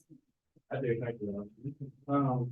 Ms. Caldwell, just for the record, we state your name and where you're currently employed. Janice Caldwell, I'm currently employed with Bath and Body Works and will be with UNC on assistant. What were you doing at UNC? Patient care coordinator, basically it's a sense of bed management position. I will be helping to facilitate where put in place patients for, the our in the ER and whatnot, different transfers that be coming to the hospital. If we need to do any sort of movement within the hospital, I'll be helping with the computer part of the site of moving the patients. So not in nursing. is there? Not in nursing, not regular care, none of that. I'll be able to do this. And you were licensed in Mississippi originally in February 2017? Correct. Exactly. So why didn't you renew your license? Financial issue, unfortunately. I have been struggling with money since, I'll say 2021, 2022 in Houston. I had been planning to make a move to come back home, and it was not that I would try to come back home. Something did happen. Once I realized my license had lapsed, of course, I renewed a few months after, and I knew that I had to go through a whole process, so I did do it. So why did you go to Texas? My original reason for going to Texas, I moved to Texas in 2020. Literally right before COVID, I did not have any indication that COVID was happening. But January 2020, my original intention to move to Texas was to honestly obtain more money and get back into nursing school. I wanted to get my RN. So I'm not going over this whole incident in Texas, but you agree you signed this order with Texas, correct? Yes. And if you look on page 26, so the employment department, labeled, wrong with 5. Mhm. You see that? And the first sentence it says, in order to complete the terms of this order, the respondent must work as a nurse in the state of Texas, providing direct patient care in a clinical health setting. It has the requirements for that. Do you agree with that? I believe it. And so when you sign this back, You're in 21. yes, you agree with those terms, correct? I did. So, have you, and you saw where I reached out to see if you had completed, I did, yes, sir. and you agreed they, or said that you could not, right? They voiced that I had completed the courses, but I had not completed the employment part, correct? So, in other words, have you reached out to them about any type of employment change or movement or amending that? Yes, multiple times. The only thing that I have been told was that once I completed the courses, I could talk to one of the Texas board members about some sort of exemption, she said. I have reached out to Ms. Vonda Payne. There was another lady, Ms. Shayna Latham, I believe. But I have reached out to multiple Texas board members trying to get more information on this. I have not received anything. So, the reason I'm saying that is because you realize the Mississippi Board of Nursing has no authority over the Texas.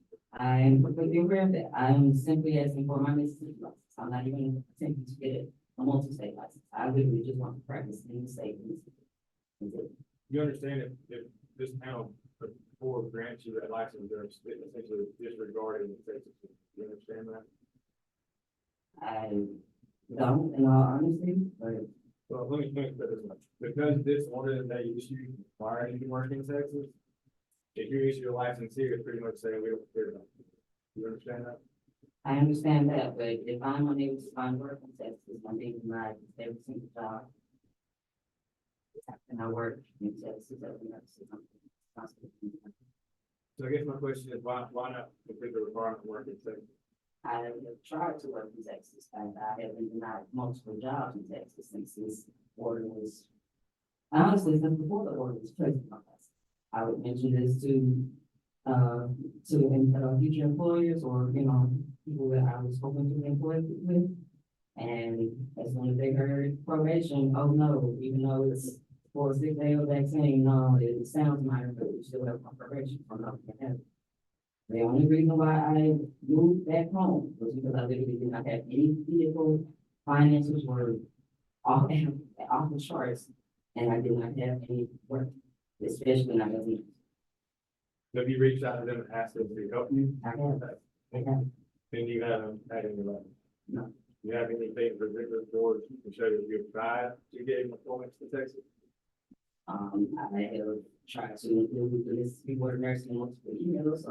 No, that's my question. I do not have anything directly, but I have tried to include the Board of Nursing in multiple emails. But you don't have, my question is, you don't have any evidence or proof to provide that you have tried or worked with the Texas Board to get employment? Not really to that concept. Why not? Because like I said, these emails that I have been connecting the Board of Nursing, Texas and Mississippi Board of Nursing with, I was hoping some sort of communication was going on with these two. That's not the board's responsibility, that's your responsibility because this is your work, you understand that? This is my first time that we haven't been this month, so a lot of this is not. But I just want to make sure you understand what you're asking. You're asking this board to disregard an order that you agreed to and grant you a license in Mississippi. I'm asking this board and the Texas Board of Nursing to come to some sort of agreement so that I can have some sort of. But again, I was unable to find, I'm sorry. I didn't cut you off. I was unable to find work as an LPN after being terminated from my job, here itself, excuse me, who I was working with at the time, with them. Like I said, I had tried multiple times finding work in Texas and in Houston, especially where I was living. My only means of transportation that I had completely died on. So I did not have any money for a $6,000 engine. I barely had any money for rent. So that's the only reason why I'm back here in the state of Mississippi, only asking to at least have just my single state license to work, just to get some money, and then I can happily go back to the Texas, however. So that's all I'm trying. Let me ask it this way. So for example, if a licensee in Mississippi has an issue and under an order, typically what happens is a motion is made or a request is made and submitted to the board. And the board may or may not approve that amendment to understand that part. Have you made any type of petition to the Texas board to amend that would allow you to satisfy this requirement? I've reached out to multiple Texas Board of Nursing members asking about trying to remove this employment thing or trying to go about it another way. The only information that I was given, I believe it was by Ms. Latham that I emailed, was that maybe the two boards of nursing can come to an agreement to let me work in Mississippi and use that as employment. But once again, I have not received any too much correspondence from the Texas Board of Nursing. I was hoping that they would already talk to me. I wasn't for sure. But you don't have any of that. I don't have any paper evidence of that, no, sir. If I can pull up my phone, my email, I can do that, but I do not have anything. I have no question. Does the board have any questions? Okay, given the question that Mr. Walker has asked you, is there anything that you would like to clarify?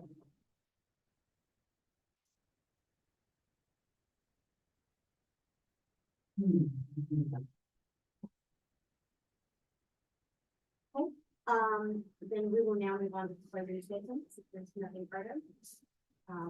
Ms. Caldwell, would you like to provide a closing statement? I don't know if they were trying to keep behind the nursing license, that's it. As I stated, I feel like all this over. I just feel like this is just a lie. I'll say that, I mean, I'm just saying that. It's not going to kill my love for nursing if I am given my license back or if I deny it again. But I will be honest, things have been very, very hard since this issue has come about. Even if I'm put on strict probations, if out here in Mississippi working solely in Mississippi, and I'm not trying to go anywhere else. I'm simply trying to work. That's it. If I don't care what kind of probation I'm put on, you all can literally take Texas proposal order, put it on my Mississippi license and add on whatever else you want to. I'm still willing to work. Mr. Walker, do you have a closing statement? I do, Your Honor, thank you. I just want to remind the panel that Ms. Caldwell had the burden of proving why her denial should be overturned. The only way that would be, she would be able to meet that burden is if she completed all the terms of the Texas order that she signed and she was no longer under. Without that, we contend that she has failed to meet the burden. And as I said in my opening statement, reversing that denial allows her to circumvent the Texas order that she agreed to. Not to mention it also sets the tone of precedent. We would respectfully ask the panel to affirm the denial until she has completed the terms of that order or reached an agreement with Texas. As of right now, we're asking that the denial be affirmed based on the she's still under Texas, which requires her to work. Thank you. This concludes the hearing in case number 2025-1276. I'll entertain a motion from the board to close the meeting to determine whether any grounds exist to go into executive session to deliberate on this matter.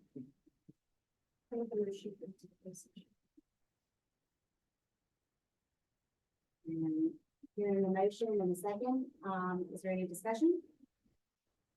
All in favor? Any opposed? The motion carries. Now I'd like to entertain a motion to go into executive session under Mississippi Code annotated 2025-4174D to deliberate on this matter.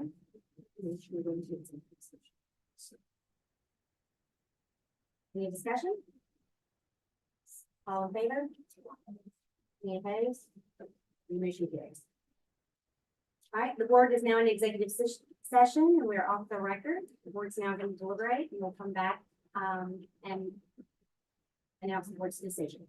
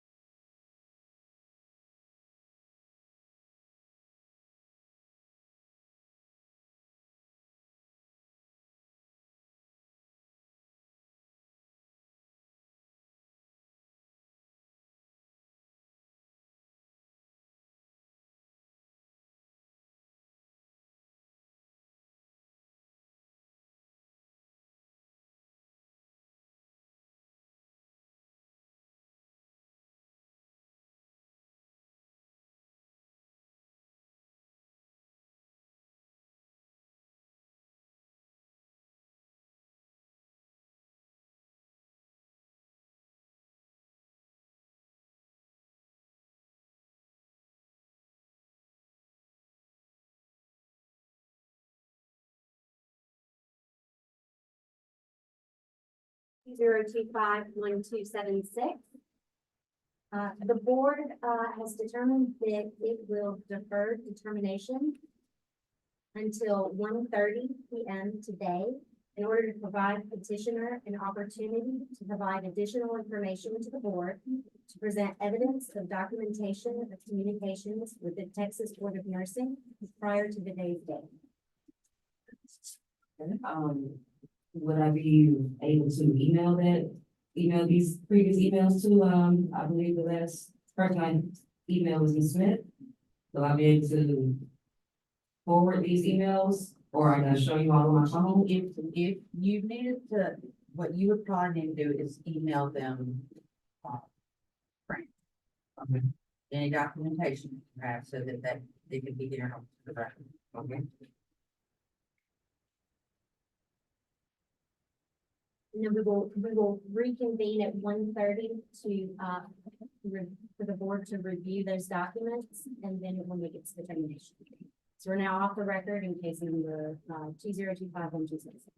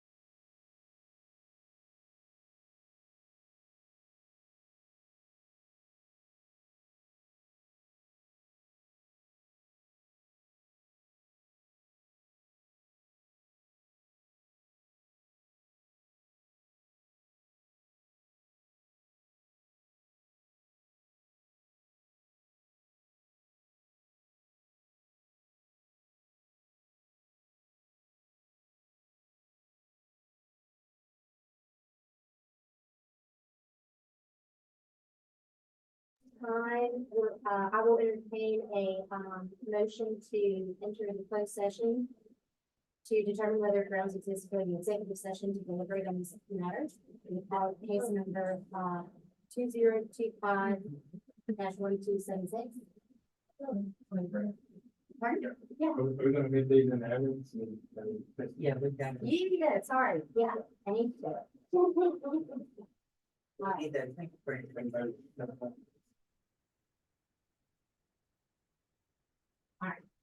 You want to A two the evidence? Yeah, so yes, if we, the, to the board, yes, all those supplied some information that we need is A two. Reference call, All right. Let's, exhibit A two will be marked in interviews for them. Thank you. yes, sure. Your Honor, based on the new evidence, we asked a lot of questions based on that. Yes. You'll have a copy of it. Ms. Caldwell, send these up to us. It looks like you have any contact with the secretary, correct? That's all where you did ask them if you could work in Mississippi, correct? It's satisfied the requirement. Right. Now what I saw was it looks like they sent you.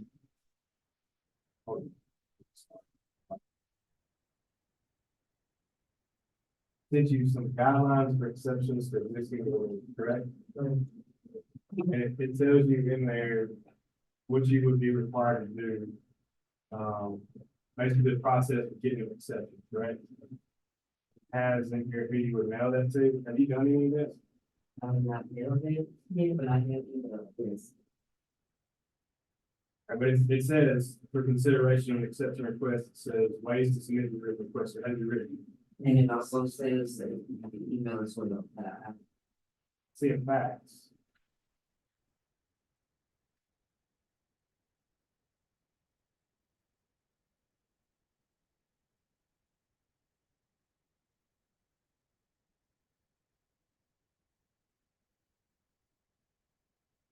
However you submitted that, I didn't see what you submitted.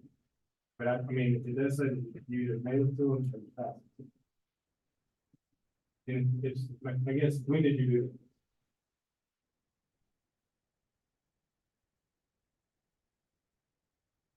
No, when did you say you know it? I emailed them about this, yes, this was in September, and then I attempted to reach out to them again last month. I haven't heard anything. You didn't fax it to them? It says attention to the legal department, it's got a number there.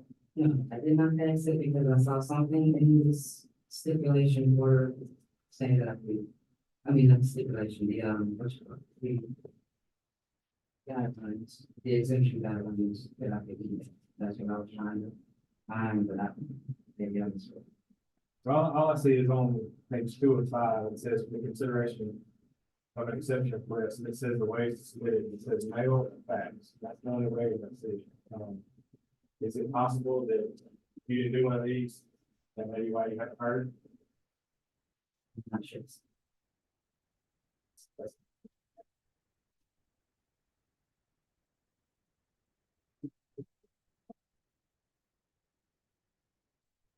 Is there anything you'd like to clarify after these questions?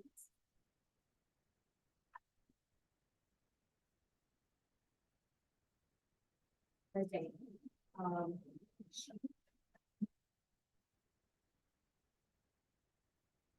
Now the board is going to, I can entertain a motion to, begin the closed session to determine whether any grounds exist from the executive session to the other.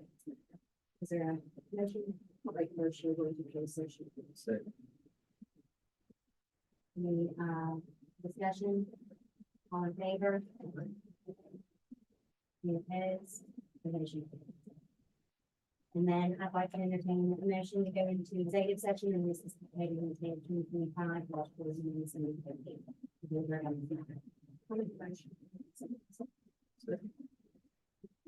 Any discussion?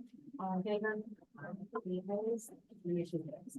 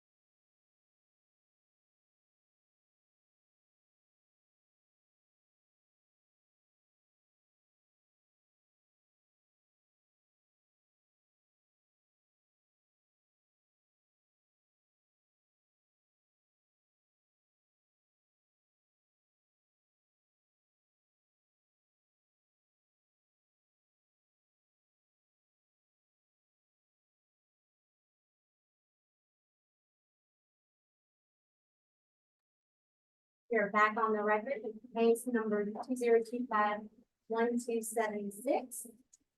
The board has unanimously determined to grant petitioner's request to restore petitioner's license with the following restrictions.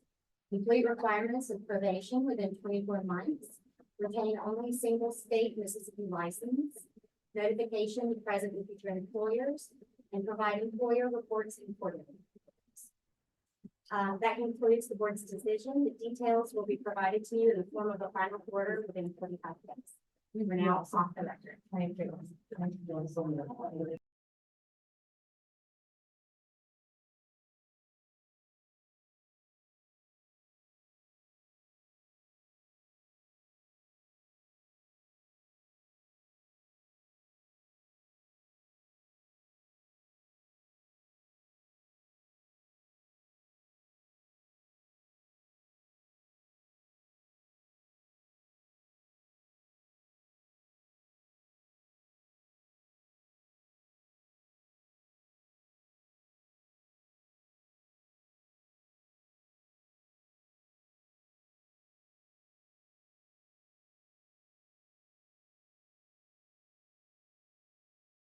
Time is 1:52 p.m.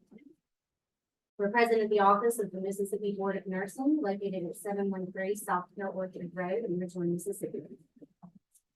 Next matter on the docket is in the matter of Megan Shepherd, license number R865194, house number 20260019. So I am Sarah Mann. I'm a Special Assistant Attorney General, and I'll serve as the hearing officer today in this matter. My role during the course of this proceeding will be to rule on objections to questions or evidence raised by the parties, to see that the orderly process of proceedings, and to ensure that the proceedings are conducted in accordance with the applicable laws and rules. This is an administrative hearing, not a court of law. So the formal rules of evidence and civil procedure that govern proceedings in the court of law do not apply to today's hearing. While I may use both as a guide when ruling on objections or evidence introduced, I'm not bound to either during this administrative proceeding. At this time, I ask the members of the board hearing panel for this case to introduce themselves for the record and to identify the member of the hearing panel who serves as an alternate and will not participate in either deliberations or decisions of the board hearing panel. Janelle Moody, James Mayton. Daniel Sisson. Senator Culpepper, Alton. will the attorney representing the Board of Nursing please state your name for the record? Brandon Walker. And is Ms. Humphries present? Oh, it's Ms. Humphries, I'm sorry. Ms. Shepherd, Yes, ma'am. present? Excuse me. And are you represented by counsel? No, ma'am. Okay.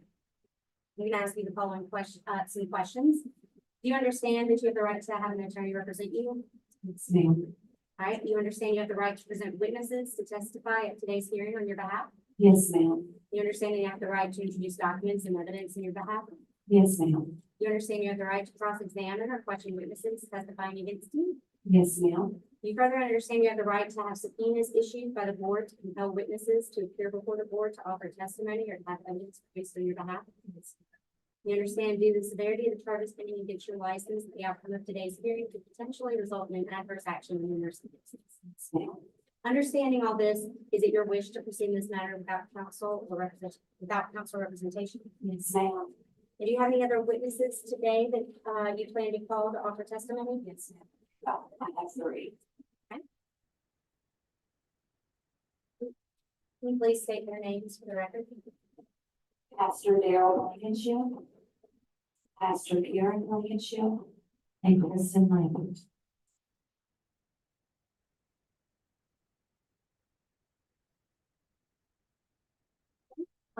Will board counsel be presenting the witnesses? There. And will the rule of being vote?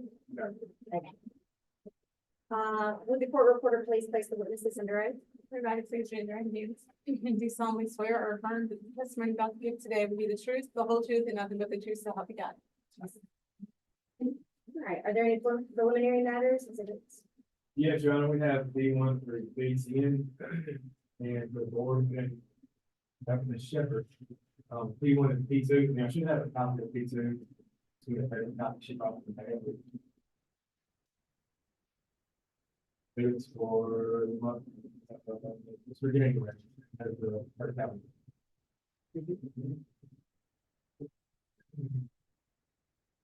All right, Ms. Shepherd, have you had a chance to review these, exhibits? Yes, Okay, do you have any objections to the proposed exhibits? No.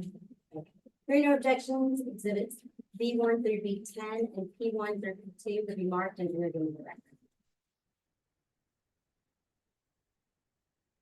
So we will proceed as follows. Both parties may provide opening statements. Opening statements as well as closing statements are optional and not required.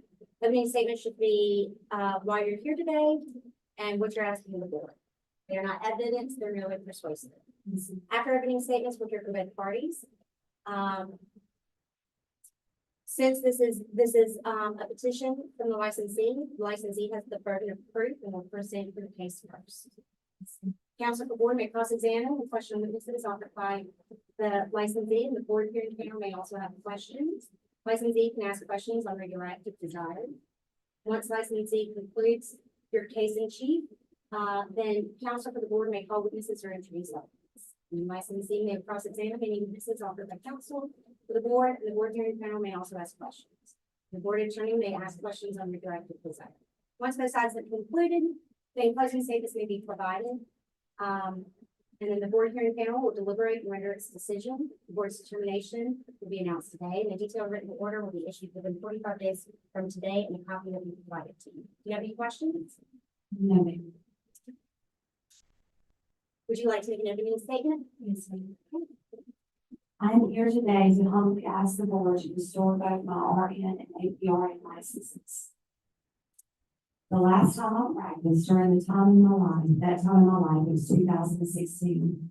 I was experienced, diagnosed, yet untreated mental illness secondary to postmortem remission. I did not have healthy coping mechanisms and made the unsafe decision to self-medicate.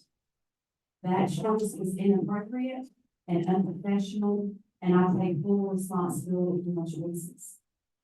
Today, I have 3 years, 7 months, and 26 days of sobriety. I have insight, safeguards in place, and I have structure and accountability. I understand now that reaching out for help is a professional responsibility and not a weakness. I respect the board's authority and your role in public safety, and will be willing to be compliant to any recommendations that you may have.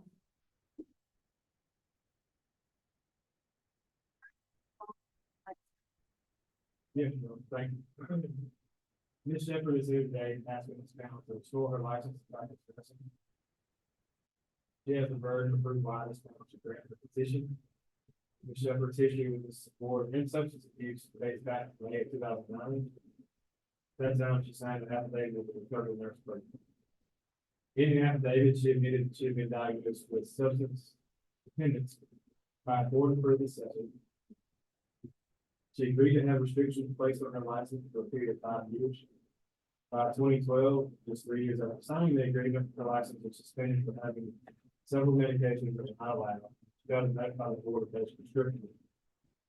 Ms. Shepherd then signed an ASP in 2013, restricted her license for 2 years, and included drug screening restrictions similar to the affidavit she had already signed. Her license then expired in 2016 while she was under the order, and has now been over a decade since she last practiced medicine.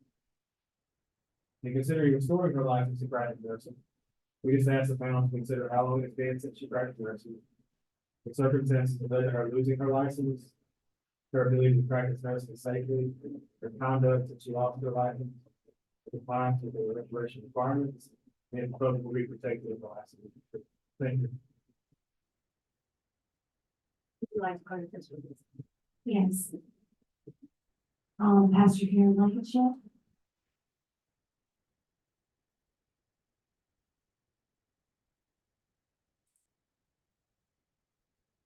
Good afternoon. I just want to say that I'm the founder of the Refuge Transitional Homes for Women. And maybe came to us from Youth Connections Recovery Center in 2023, April 2023, and she graduated a year later. especially to Mother's Day, May 14th, 2024. And she has been on staff with us ever since. It's an excellent woman. She's been my right hand. Do you have any more questions for this? You know, one of the things that we can. You speak into the microphone, please. Could you let the board know exactly what my role is in the administration? I want to say. So, she handles all the appointments of our residents. She takes them to them most of the time and while working a couple of other jobs as well. And, you do all of the role for all of the residents. She makes sure they all answer oral monthly. She does all the informing the parole officers where they are in their progress. Does an excellent job. I don't have to worry about anything. Show up, where's my coffee? No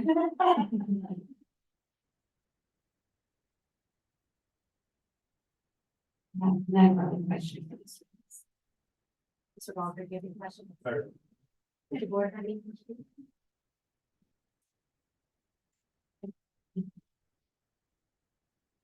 My second witness is Pastor Darrell Blankenship. He is the lead pastor at Springs of Peace Church in Crystal Springs.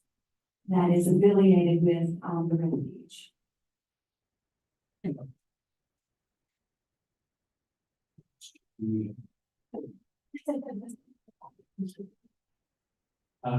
Thank you for letting her have this option. We appreciate it so much. Anyway, I know you don't know me, so just to say a little bit of my credentials. I've been ministering the church for 51 years.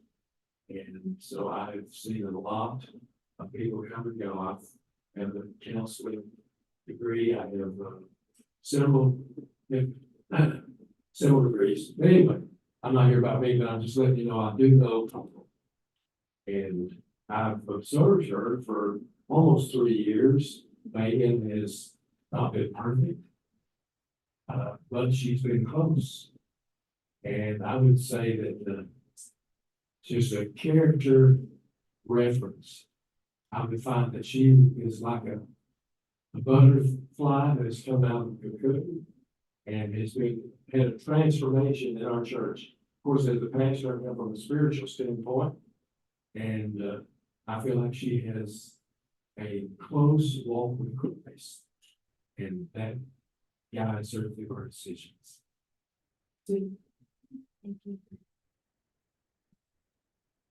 My last witness would be my sister, Kristen Lambert. Do you have any questions?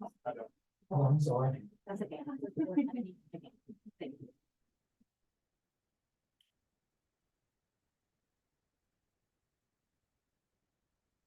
Good afternoon.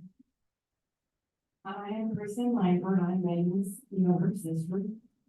And I just wanted to say that, they do recover.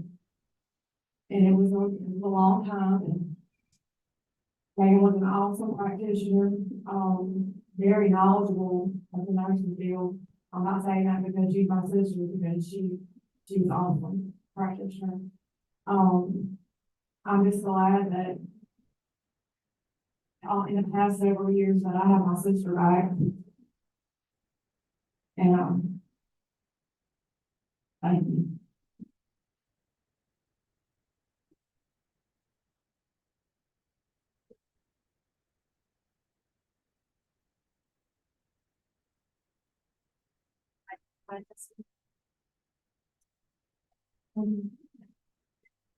I'm pretty sure they're gonna ask, Ryan will have to ask what I've been doing as far as like employment other than ministry. But I have been working in the healthcare profession, but as a caregiver in home. I've worked, the past 3 years in the same home, with the same family. You didn't hear earlier that they had to leave. With a 28-year-old with, a rare genetic disorder, severe autism, and cerebral palsy. And it's just been very rewarding to me. But that's what I've been doing, as well as teaching classes at the ministry. And I just hope that you see the efforts that I have made. and that I understand the gravity.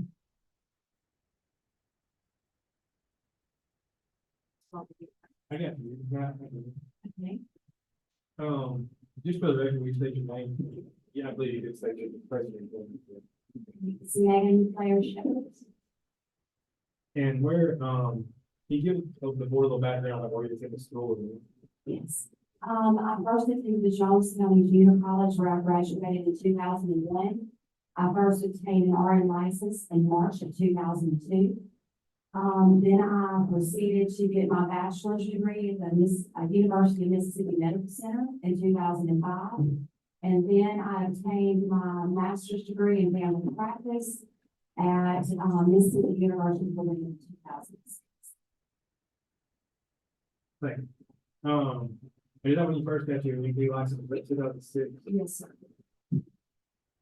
On your work history, I saw it's on page 32. How long, I see you worked in 2007, I think it's 2009, is that correct? Yes. How long did you work, how long did you actually work?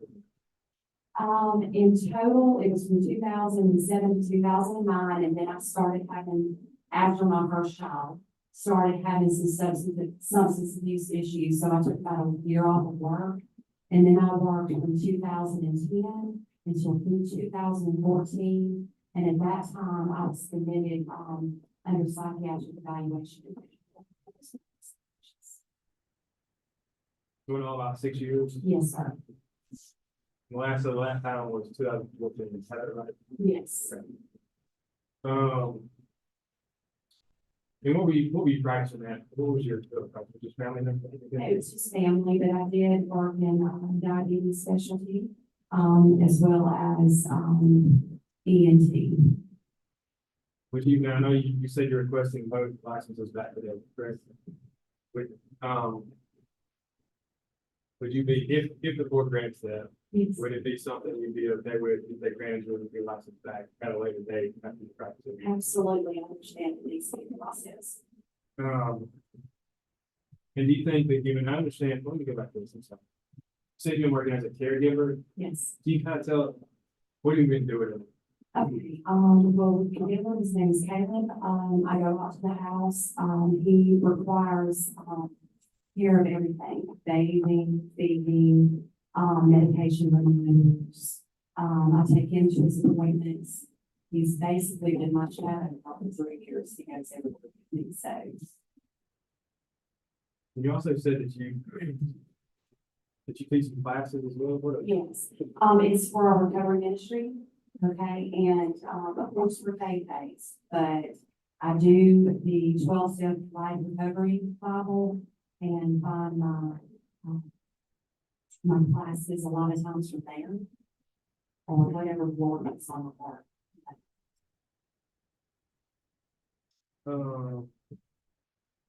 Okay, on your set, I'm not gonna go into the successor measurement, just for clarification, so. I think it's on 125. You've already referenced this, you spent some time at the Mississippi State Hospital, is that correct? Yes, sir. You can tell us, and I'm not asking you this, Oh, yes, sir. just kind of what led to that, and where you're at. Okay, I first had my first child in 2006. It was, approximately about 2008, I went under just, went to family doctors, had, prescriptions for just the regular antidepressants, with the negative feedback on Adderall at that time. And it did the complete opposite to me. It wasn't, I told them I was blue, they gave me the prescription, and it just spiraled that right there. That was when the prescription use, was. Well, it got better, and then I had my second child. And then after my second child, it was like, almost like a break. And that's the only way I can describe it. And, my family decided that I needed. And I stayed, a significant amount of time, 4 months at the state hospital, and then I followed up after that, at CMRC, and it was like more like a long-term group home. I stayed there for 6 months, so in total I had 10 months of inpatient. Well, after that, it's when, I was on so much psych medicines that at some point in 2016, I decided that it was, I just took myself off, and that's when the self-medication started. Is that point? And it just spiraled out of control. And that was in 2016. 2016. So when's the, kind of go back, when was the last time you worked, the last time you worked as a nurse, 2014 period? Yes, I was at Brookhaven at Southern County Review. That's been about 12 years ago. Right, I still had my license, but it was very difficult for me to get the medications that I was on. And it was difficult for me to obtain a job, so I went to work as a waitress at Buffalo Wild Wings. And, during that time in 2014 and 2016, I was in treatments for psychiatric treatment. So there was a year after that that I just could not obtain employment. And it was because I was not fit to be employed. So, and that's when, in 2016 is when I started self-medicating. You were still under that order. I was, so I just walked away. And that was not the appropriate thing to do. I should have not isolated and should have communicated with the board at that time. Looking back, I see that's what I did.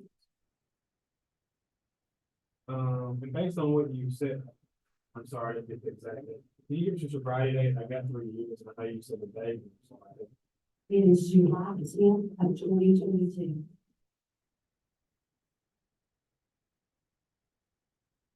So can you tell us what you, I mean, you clearly have a support system. Can you speak a little more to the support system, other than what you really do that? Okay, well, I have my family, I have my church family. I'm constantly surrounded. That's what I do. That's, the ministry that I'm involved in. So, at any given point, if I'm having a bad day or I reach out and talk to someone, The first person I talk to, or the first thing I do is I talk to Jesus. But I do include other people in my daily life. I'm under heavy accountability. You know, are you seeing a counselor now? I am not. Is that something you think you might need to, or is something? If it's required of me, yes, but, I would not have any objections to doing that, no. You feel like you're in a good stage right now? I am not, or I have not taken any antidepressants since 2016.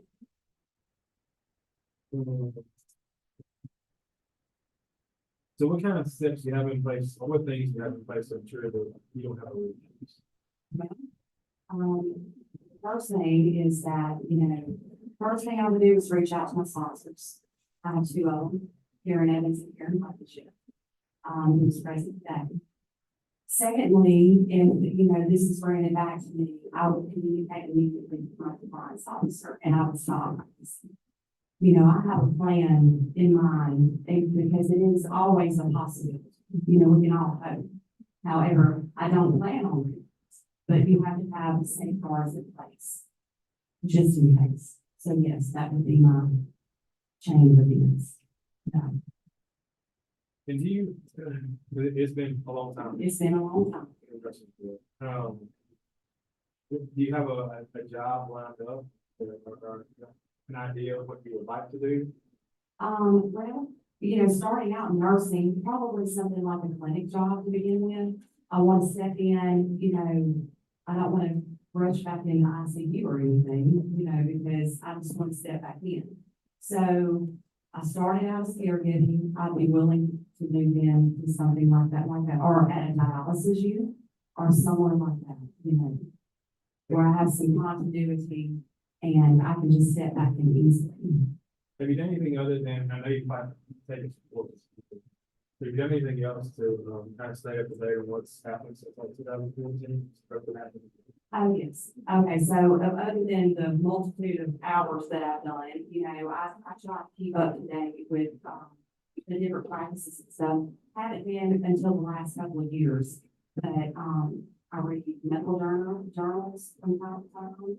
I try to keep up with things to myself as much as I can to keep up. Can you, why should the panel get your request? It's because I have shown strides and efforts to restore my life. And, I have safeguards in place. I have accountability in my life now, and I have structure.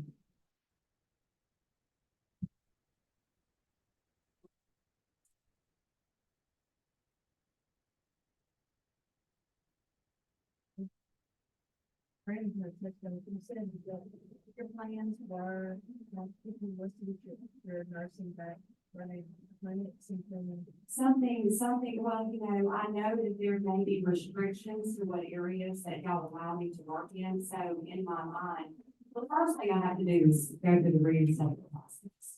So, that would be nurse refresher courses, I do understand that.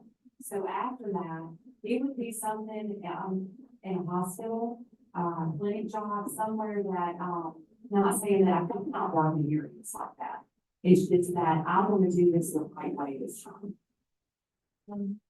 If you was to go back into the hospital. Whatever, there's. Yes. Do you think I would have an issue? I don't. I do not, but I understand having accountability to begin with, because I have to feel trusted with the board. I have to feel trusted. And I understand. Notice that in the colony, you took several classes. You're opposed to even taking more, it's been a long time. Oh, yes, no, it's whatever I need to do. Yes.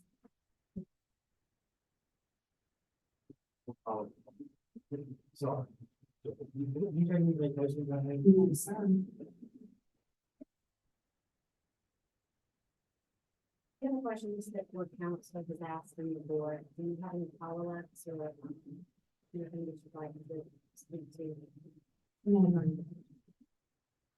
All right, I think we move on to closing statements. Would you like to give a closing statement? I just want to say that I appreciate the opportunity, just the opportunity. Thanks. Yes, sir, thank you. Just around the panel of the Shepherd Series, I also have the sort of item. We had the burden through my speaker, so again, just around the panel of the package to consider how long it's been since practice license. Whether they are leaving for license, or really to practice license safely, for compliance with the regulation requirements. This concludes the hearing on case number 2026-0019.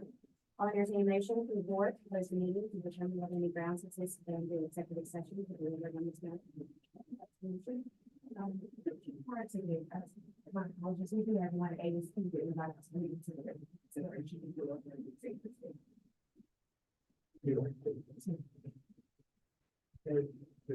The one you brought,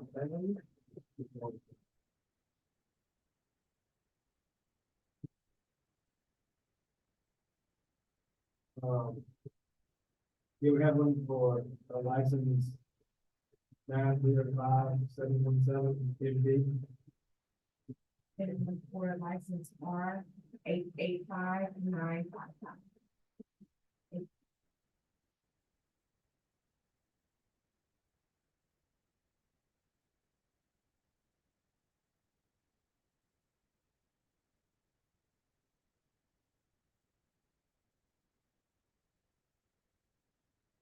The motion, what was second?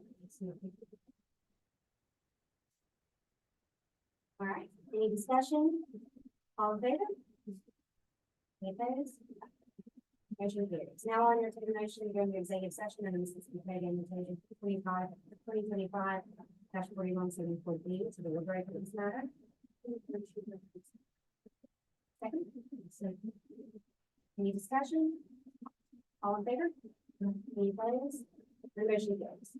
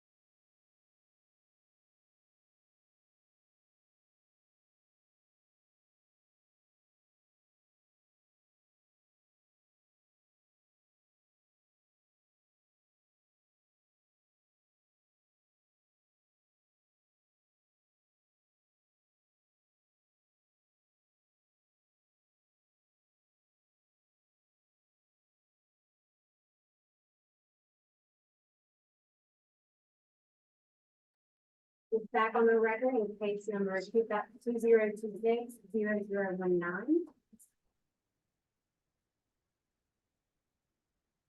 The board has determined to grant restoration petitioner's art and license with restriction. R 865194.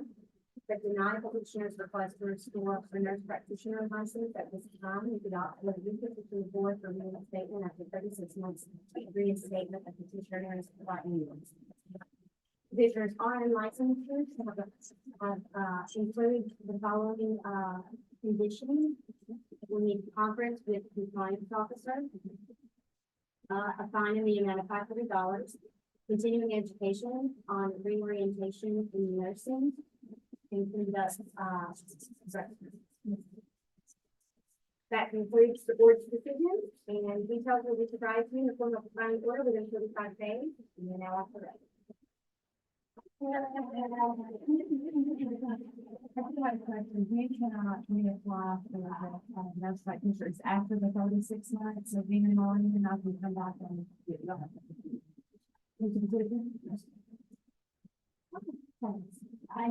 Congratulations, good luck.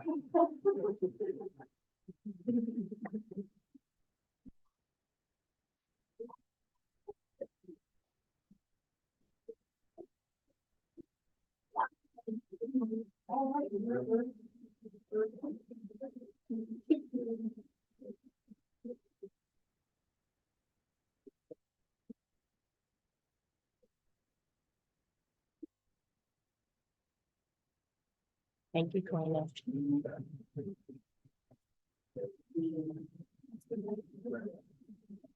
Congratulations.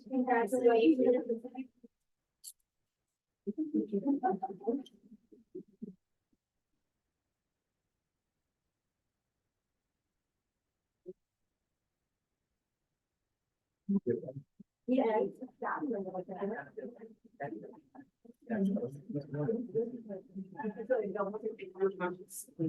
Yeah, it's going to my. I don't know.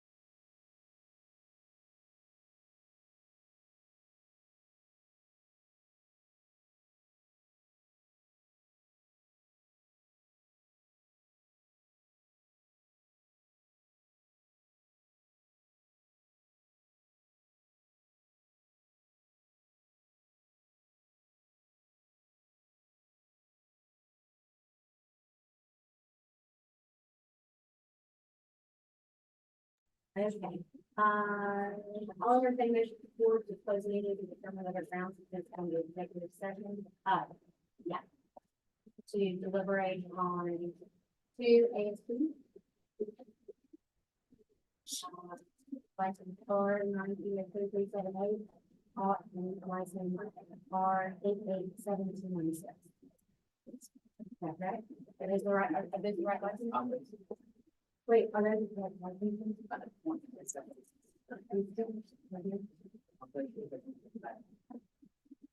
I don't have. Okay, these are the last two of these ones. Okay. I heard Daniel. I'll second. And any discussion? All in favor? Any opposed? And motion carries. Now I entertain motion to go to executive session on this because 325, 21, dash. People proceed. Do I have a motion? Okay, second, one second.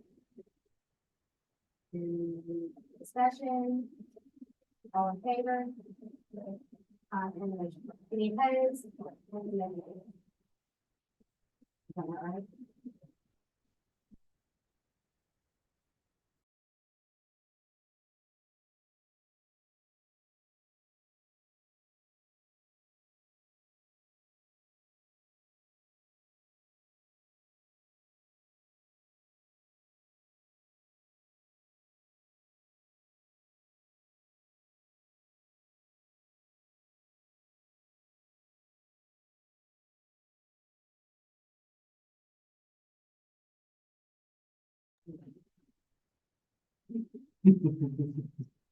Sorry. I missed this up.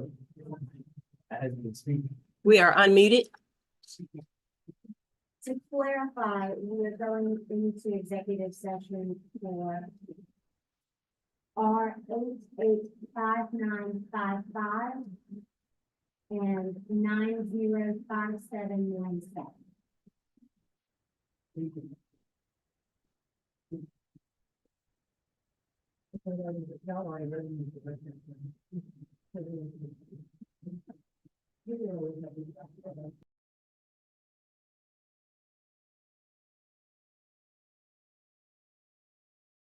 We are unmuted.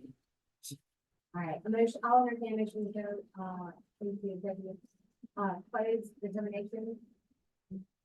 Okay, second, all in favor? Any opposed? Okay, motion carried. And then, motion to go into executive session to deliberate. I'll second. All in favor? Any opposed? Motion carries.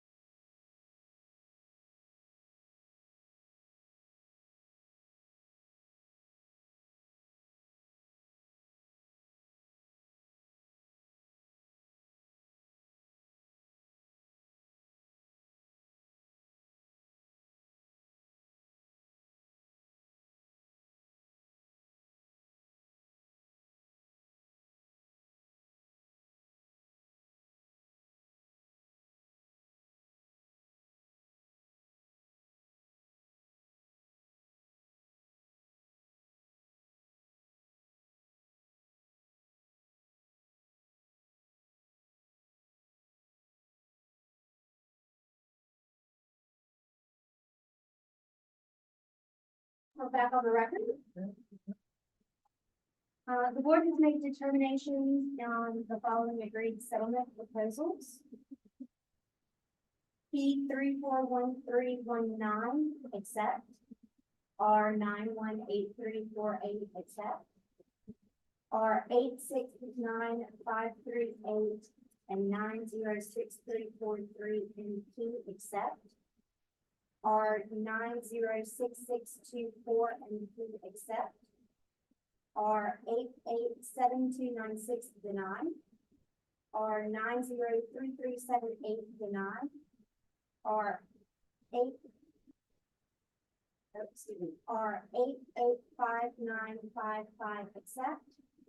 905717 accept.